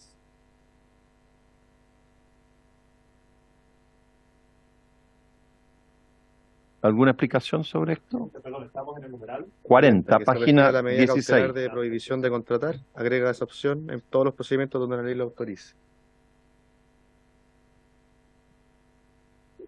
¿Algún comentario, diputadas, diputados? El sector derechista de la mesa.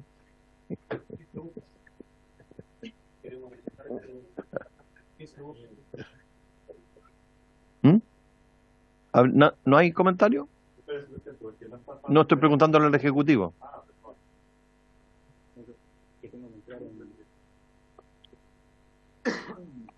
Sí, esto lo único que hace es ampliar la facultad que tendría el servicio de solicitar, no así del tribunal de aceptarlo, medidas cautelares en aquellos casos donde las facultades del contribuyente no ofrecieran garantías suficientes.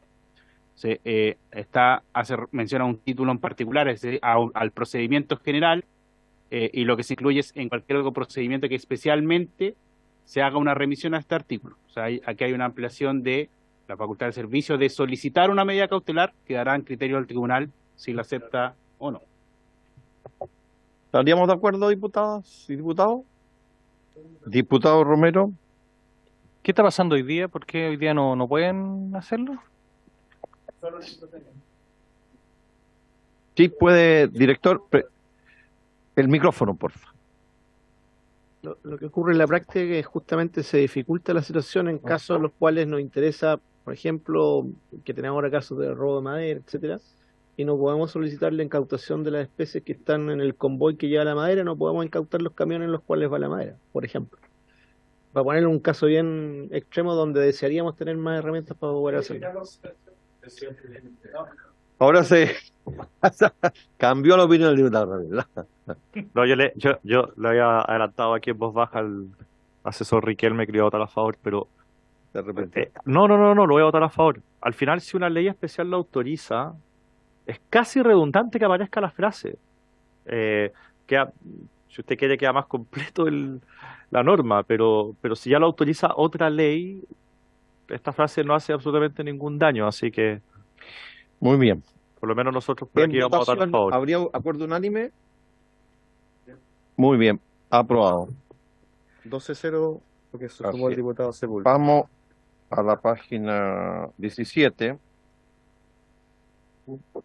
El número 41, página 17. 17, número 41. Se refiere a aplicación de normas del Código de Procedimiento Civil y agrega la aplicación del libro segundo de este código.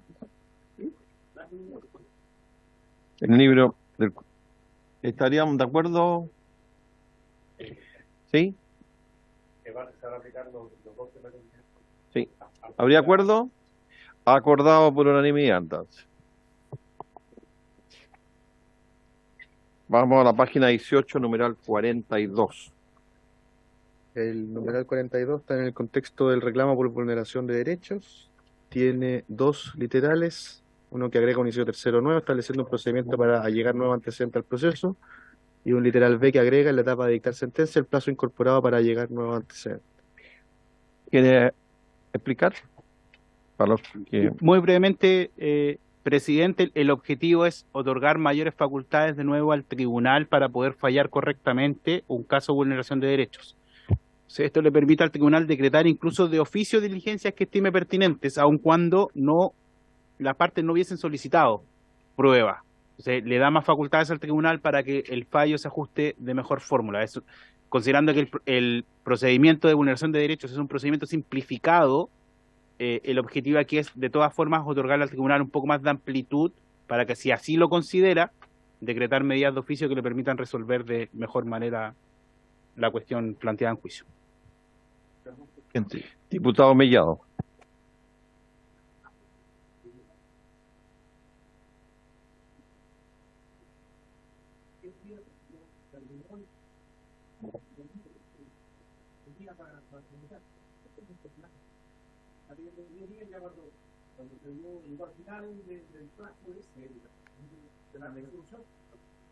Del plazo ese que tiene que dar resolución, ¿cuánto es ese plazo anterior? Porque este es un plazo nuevo, digamos, pero tiene que haber un plazo anterior, me imagino. Porque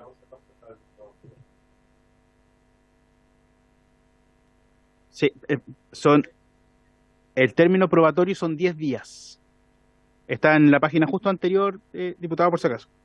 Sí, acogida a tramitación, para que se entienda que es un plazo muy simplificado, se da traslado al servicio por 10 días, vencido ese plazo de 10 días, hay un término probatorio de 10 días y después se tiene que fallar. Ahora, vencido el plazo probatorio es cuando, en definitiva, el tribunal tendría 10 días más para decretar estas medidas de oficio. Los plazos, la idea es que sean tan acotados porque es una situación relevante de vulneración de derechos que tiene que ser resuelta con celeridad. Diputado Romero. En la jerga jurídica existen las famosas medidas para mejor dilatar, más que las medidas para mejor resolver. Entonces, aquí yo tengo una pregunta que va en relación a lo que dice el diputado Mellado. O sea, los plazos tienen como finalidad entre los procesos que las partes sean activas y cumplan, porque esto tiene que durar un tiempo. Me preocupa un poco que no se establezca como un aumento el término probatorio o algo así, sino que en cualquier momento, si el juez necesita, imagínese que la causa queda para fallo, para 6 meses para fallo, y de repente se le ocurre al juez, ya sabes que voy a leer un nuevo término probatorio. ¿Es así? ¿Podría ocurrir algo de esa manera? Porque si no, esas cosas no tienen nunca efecto. Ya ahí vuelvo a hacer este término probatorio, se rinde la pena, ya, perfecto, lo dejamos guardado. Sabes que se me ocurrió otra cosa más, voy a pedir otra cosa más porque salió en las noticias, lo vi en, no sé, pues aquí en vivo, en cualquier parte vi esta cosa, voy a pedir otra prueba y el juicio no termina nunca. ¿Puede pasar eso? ¿Cuándo se corta esta cuestión para que termine el juicio? Tiene la palabra. Sí, la verdad es que el objetivo fundamental acá es que en muchos casos puede ser que las partes no hubiesen incluso incluido prueba o aportado prueba.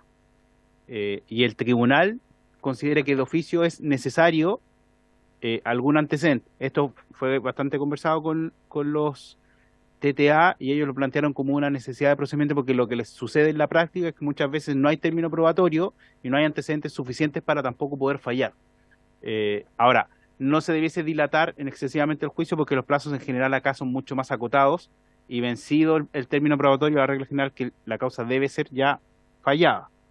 De hecho, si ve a continuación, como el inciso nuevo, luego se incluye un plazo de 10 días para que la sentencia, digamos, para fallar. O sea, actualmente el procedimiento establece un plazo de 30 días en total que debiese durar el procedimiento. Aquí se agregarían solo 10 días más en un caso facultativo del tribunal. O sea, el tribunal no podría, las partes no podrían dilatar el juicio y solo el tribunal, cuando considere que se necesita una medida probatoria, la puede decretar, especialmente cuando no hubo término probatorio, que es algo que en la práctica le sucede bastante a los tribunales tributarios.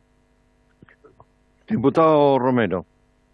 Es que en estos procedimientos acá hay una cuestión que es un poco de entender la filosofía del juicio. Aquí en este procedimiento hay un juez acusador, un juez inquisitivo, o es un juez que las partes le llevan. Porque esta norma me suena más como un juez inquisitivo que el juez que te investiga. pero cuando son las partes las que le vienen a entregar la prueba, si el juez no tiene más antecedentes, tendrá que fallar, o si tiene muchos antecedentes, fallará a favor de uno o de otro, digamos. Si no cuenta con los antecedentes, dirá, sabe que no se ha logrado acreditar lo que dice el servicio, por ejemplo, y por lo tanto, o claro, o por ejemplo al revés, o no se logró acreditar que el servicio haya incumplido, por lo tanto el contribuyente es uno nomás. ¿Te fijas? Entonces, en este caso, ¿hasta dónde llegan estas atribuciones? Por eso yo se lo pregunto solamente para entender cuál es el impulso procesal acá, si es de las partes o es del juez. Tiene la palabra, subdirector. Sí, señor presidente, por su intermedio, bueno, la regla general es que el impulso procesal siempre lo tienen las partes, ¿ya? Y en el caso del tribunal tributario, es más bien un tercero imparcial que resuelve en base a lo que las partes le van proponiendo. Así que el impulso, bueno, una vez que las partes cumplan con sus obligaciones procesales, ¿cierto? Presentan los escritos fundamentales, se desarrolla la prueba y ahí viene el periodo en el cual el tribunal prepara la sentencia. Eso ya es más bien un plazo, porque no hay un plazo específico para dictar sentencia que corre por cuenta del tribunal. Bien. Muy bien. Ponemos en votación entonces. ¿El A y B? ¿El A y B separado? Muy bien. Votación separada. Pondríamos la letra A primero. Diputado.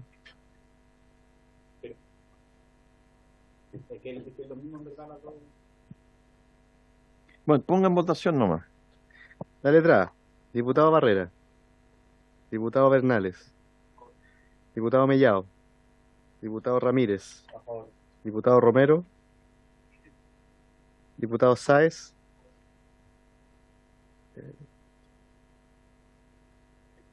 diputado Sauerbaum, diputado Soto, diputado von Mühlenbrock, diputada Yeomans, presidente. A favor. Yo a favor también. Perdón, no me había... Sepúlveda. 11-1, 0-1. Aprobado. En votación la B, ya que pidió votación separada el diputado Romero. ¿La repetimos? ¿Habría acuerdo para repetirla? 11-0-1. Muy bien. Numeral 44, página 19. Explicación del Ejecutivo.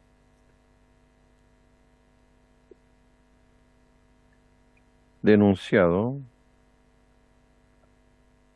Sí, presidente, por su intermedio, el artículo 161 ha salido creo que ya varias veces en la discusión, se refiere a la investigación de delitos tributarios, fundamentalmente cuando el servicio decide no presentar querella y va por el cobro de los impuestos.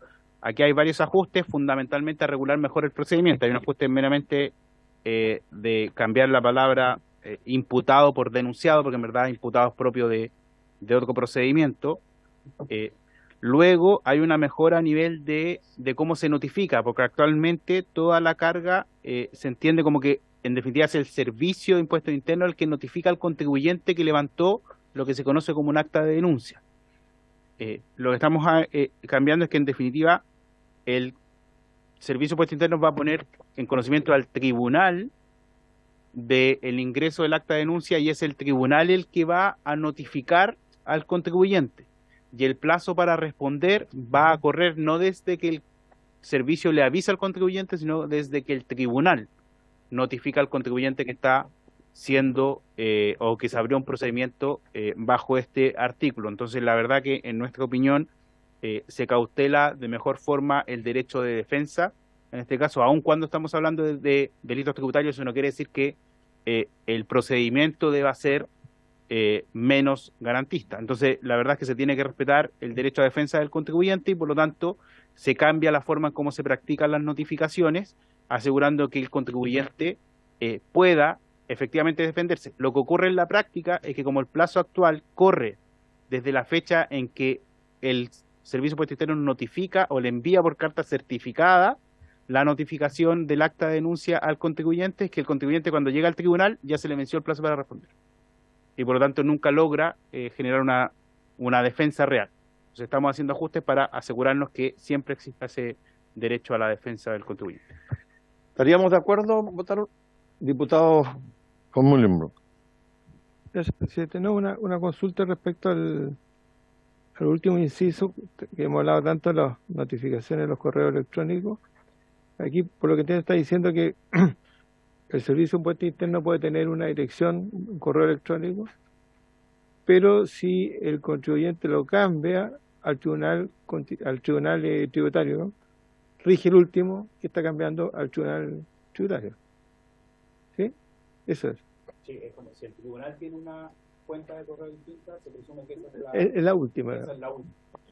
Y pues es la que se asegura mejor la liquidación. Por eso está. Muy bien, en votación.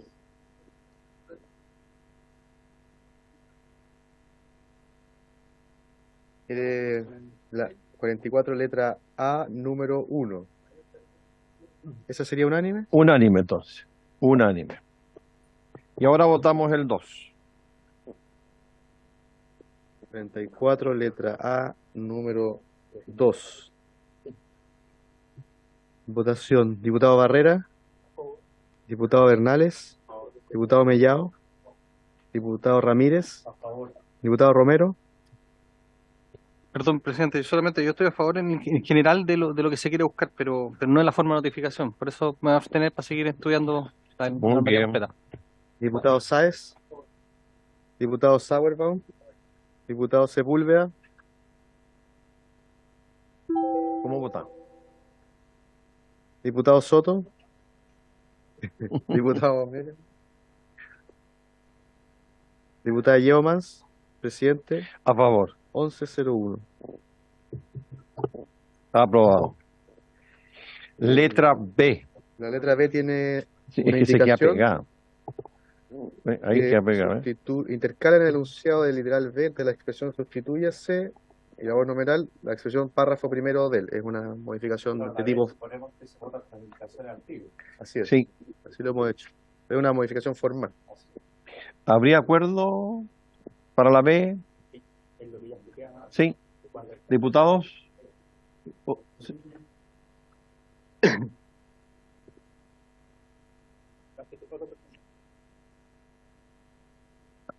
A ver. Acuérdense que preguntamos sobre los 10 Sí, días sí. siguientes a los 10 días anteriores. Sí. Entonces, ¿a qué 10 días se refiere a cuál parte? Asesor. Sí, solo para precisar, presidente, por su intermedio, sí, no se preocupe, diputado, para eso estamos. Este es un procedimiento distinto. El otro procedimiento es de vulneración de derechos. Este es un procedimiento de investigación por delitos tributarios. Entonces, estos son otros 10 días de otro procedimiento. La importancia es que los 10 días se cuentan desde la notificación que me hace el tribunal y ya no desde que el servicio me notifica el acta. Entonces, es relevante el cambio desde cuando se cuenta el plazo, digamos. Esto es lo que explicaba recién, que garantiza que el contribuyente, o hay más certeza de que el contribuyente efectivamente fue notificado que tiene un plazo de 10 días para responder ante el propio tribunal. Muy bien. ¿Habría acuerdo? Se abstiene. La misma votación anterior 1101. con la abstención del diputado. Y la indicación B del Ejecutivo incorpora una letra C nueva que intercalaría en el párrafo primero el numeral 3 entre las palabras constituyen y en forma la Eso está bien. expresión así como aquella señalada en el artículo 137 de esta ley. Eso estaba aprobado. Sí. ¿Estaba metida en la misma votación? ¿Sí? Sí, estaba metida en la misma votación. B y C. Y ahora nos vamos a la página 22, letra C final. El Ejecutivo tiene la palabra para explicar esta indicación.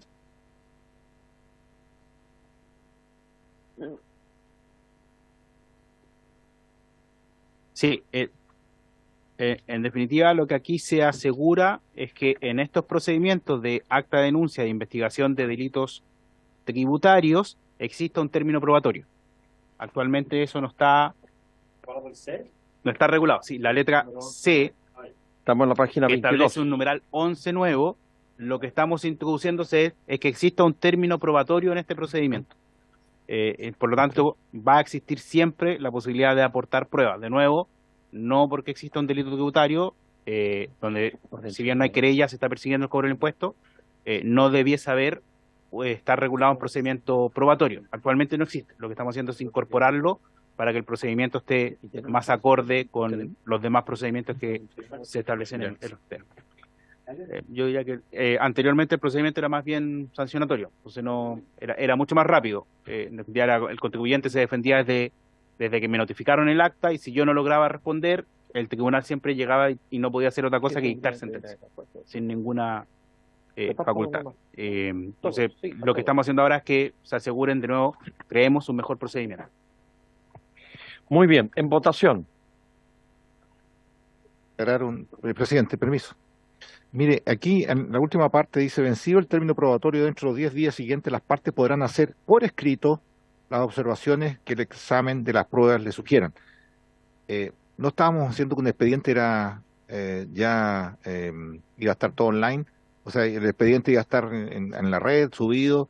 Entonces, por escrito te lleva a que algún abogado vaya a decir, necesito mi prueba, va a estar aquí en el papel, digamos, distinto a que esté subida a la página, ¿cierto? En ese tema puede llamar a esa observación puede ser vista de manera distinta. Sí, tiene la palabra. Por su intermedio, presidente, perdón. La verdad es que por escrito la lógica es en oposición a de forma verbal. En definitiva, el que el documento sea presentado vía electrónica no lo diferencia en que no esté escrito. Entonces, la referencia que se hace por escrito es que en definitiva yo no puedo hacer una observación a la prueba, el procedimiento no contempla observación a la prueba de forma verbal, que si lo consideran procedimientos en otra parte en otro momento. Entonces, que diga por escrito no es lo mismo a que diga en papel. Cuando se entiende que en papel es cuando es la posición. No, pero es bueno que quede claro. Muy bien, en votación entonces. ¿Habría acuerdo? Perdón. Ponme un nombre. Ponme un nombre. ¿Está bien? ¿Tiene? No voy a decir nada mejor. Me refiero a la página 23. El último párrafo que está. ¿Eso hoy día rige o le estamos poniendo un plazo para que el tribunal dicte sentencia?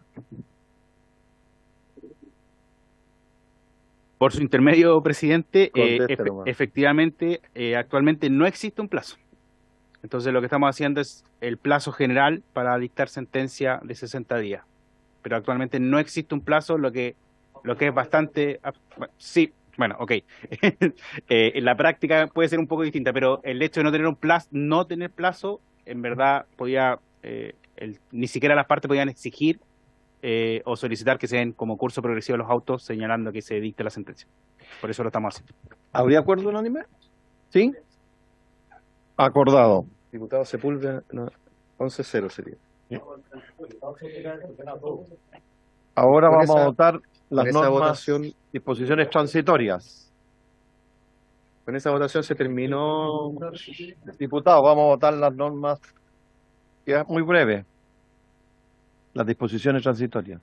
Secretario, explique para que no hayan... Despachado este último comparado, todas las normas permanentes relativas al Código Tributario están listas, ¿ya? Lo que acaba de compartirles Alejandra recién es un comparado muy pequeño, que se refiere al artículo primero transitorio, que justamente regula el régimen de entrada en vigencia de estas modificaciones. Y con eso terminaríamos ya el artículo primero. ¿Alguna? Sí. El ejecutivo puede explicar. Sí. No, es que usted está pidiendo que explique qué cosa. Que explique. Todo. Ya, sí, presidente, lo que pasa es que acá son 6 numerales. Yo tengo decidido votar a favor 4, en contra 1, y tengo una duda con el segundo. Entonces, si pudiera hacer especial hincapié en el segundo, yo lo agradecería mucho. Gracias. El que se elimina. Tiene la palabra el ejecutivo.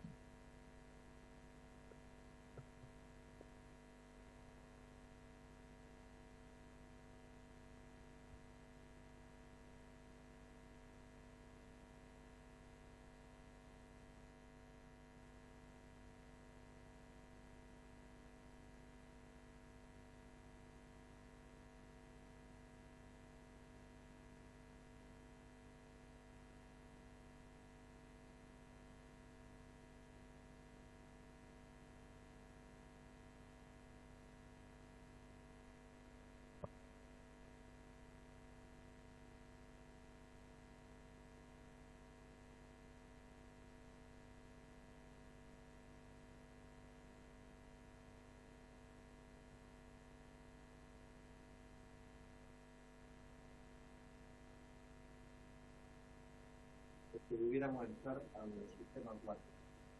Pero no se vale, no se vale. Sí, respecto de las disposiciones transitorias, bueno, la regla general es la que está en el artículo final transitorio, que es al mes siguiente de la publicación de la ley. Respecto al numeral 2 y 3, en definitiva, que están más bien contenidos en lo que se regula de mejor forma, tiene que ver que los procedimientos de elusión que actualmente estén siendo conocidos a través del actual artículo 4.15, es decir, que se haya iniciado un procedimiento judicial, evidentemente no pueden ver modificado el procedimiento. Ahora, respecto de acciones de elusión que no tengan actualmente un procedimiento iniciado, sino que se inicien cuando la norma actual estén vigentes, se deben regir por el procedimiento que estamos fijando ahora en la normativa. Y por eso es que se reemplaza el número 2, que en verdad era algo que no era tan consistente con la norma aprobada. Y los demás tienen que ver con el numeral 5, son las modificaciones a los procedimientos electrónicos judiciales ante tesorería, y modificaciones de los que son las últimas que acabamos de aprobar. No me equivoco, si me dan un segundo.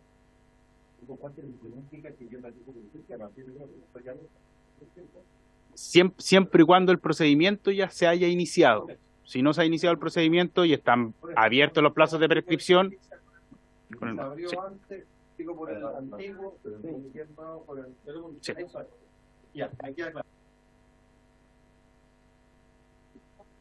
Sí, es muy simple, pero muy complicado a la vez, porque lo que se está borrando dice que en lo que se refiere a la multa del Código Tributario, solo será aplicable respecto a los hechos, acto, negocio o conjunto o serie de ellos que se refieren dichas disposiciones que fuesen realizados o concluidos a partir de la publicación de la ley, es lo que dice ahora y que se está borrando.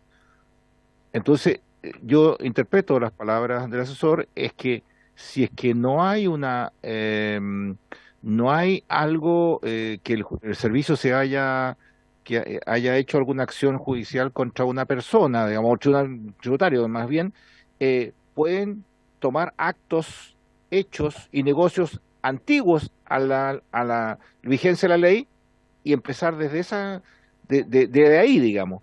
Y la ley corre para de aquí en adelante.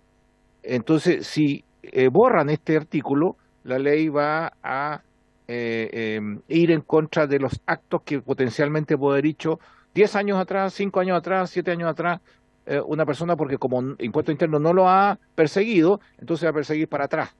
No sé si está bien mi análisis que estoy haciendo, digamos. Sí, o sea, no. Sí, señor presidente, por su intermedio, dos consideraciones. La primera es que por regla general el servicio solamente fiscaliza dentro de los plazos de prescripción. O sea, no podría fiscalizar 20 años atrás, ¿ya? Eso respecto de los plazos generales que tiene.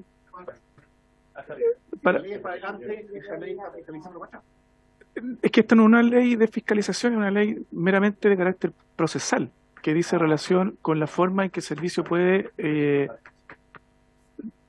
revisar administrativamente y luego judicialmente un caso de elusión, pero es estrictamente de carácter procesal, y las leyes procesales por regla general rigen in actum, así que se está cumpliendo los principios generales. Sí. Ya, te propongo, presidente, que votemos los 6 numerales en un solo paquete. Sí, eso tiene. ¿Habría acuerdo? Para que se vote En votación. Solo quisiera advertirle a la comisión previamente que hay una norma que fue anunciada por el Ejecutivo relativa a la entrada en vigencia paulatina del sistema de multijurisdicción. Entonces, como esa norma es al Código Tributario, quisiera que recordaran que esa parte va a quedar abierta a efectos de aprobarla o rechazarla cuando sea presentada efectivamente. ¿Bien? Sí, el presidente había pedido que la trajeran hoy día, pero el ministro parece que había dicho que quería hacer cuando pudiera. Sí, vamos pendiente. Sí, Con esa advertencia. Sí, queda pendiente. ¿Unánime? ¿Unánime? ¿No? Bien. Diputado Barrera, diputado Bernales, diputado Mellado, diputado Ramírez, diputado Romero. Presidente, toda esta, tengo que hacer un voto aquí, que es un voto político en el fondo. Para mí el Servicio de Impuesto Interno en esta reforma se transforma en un ente policial.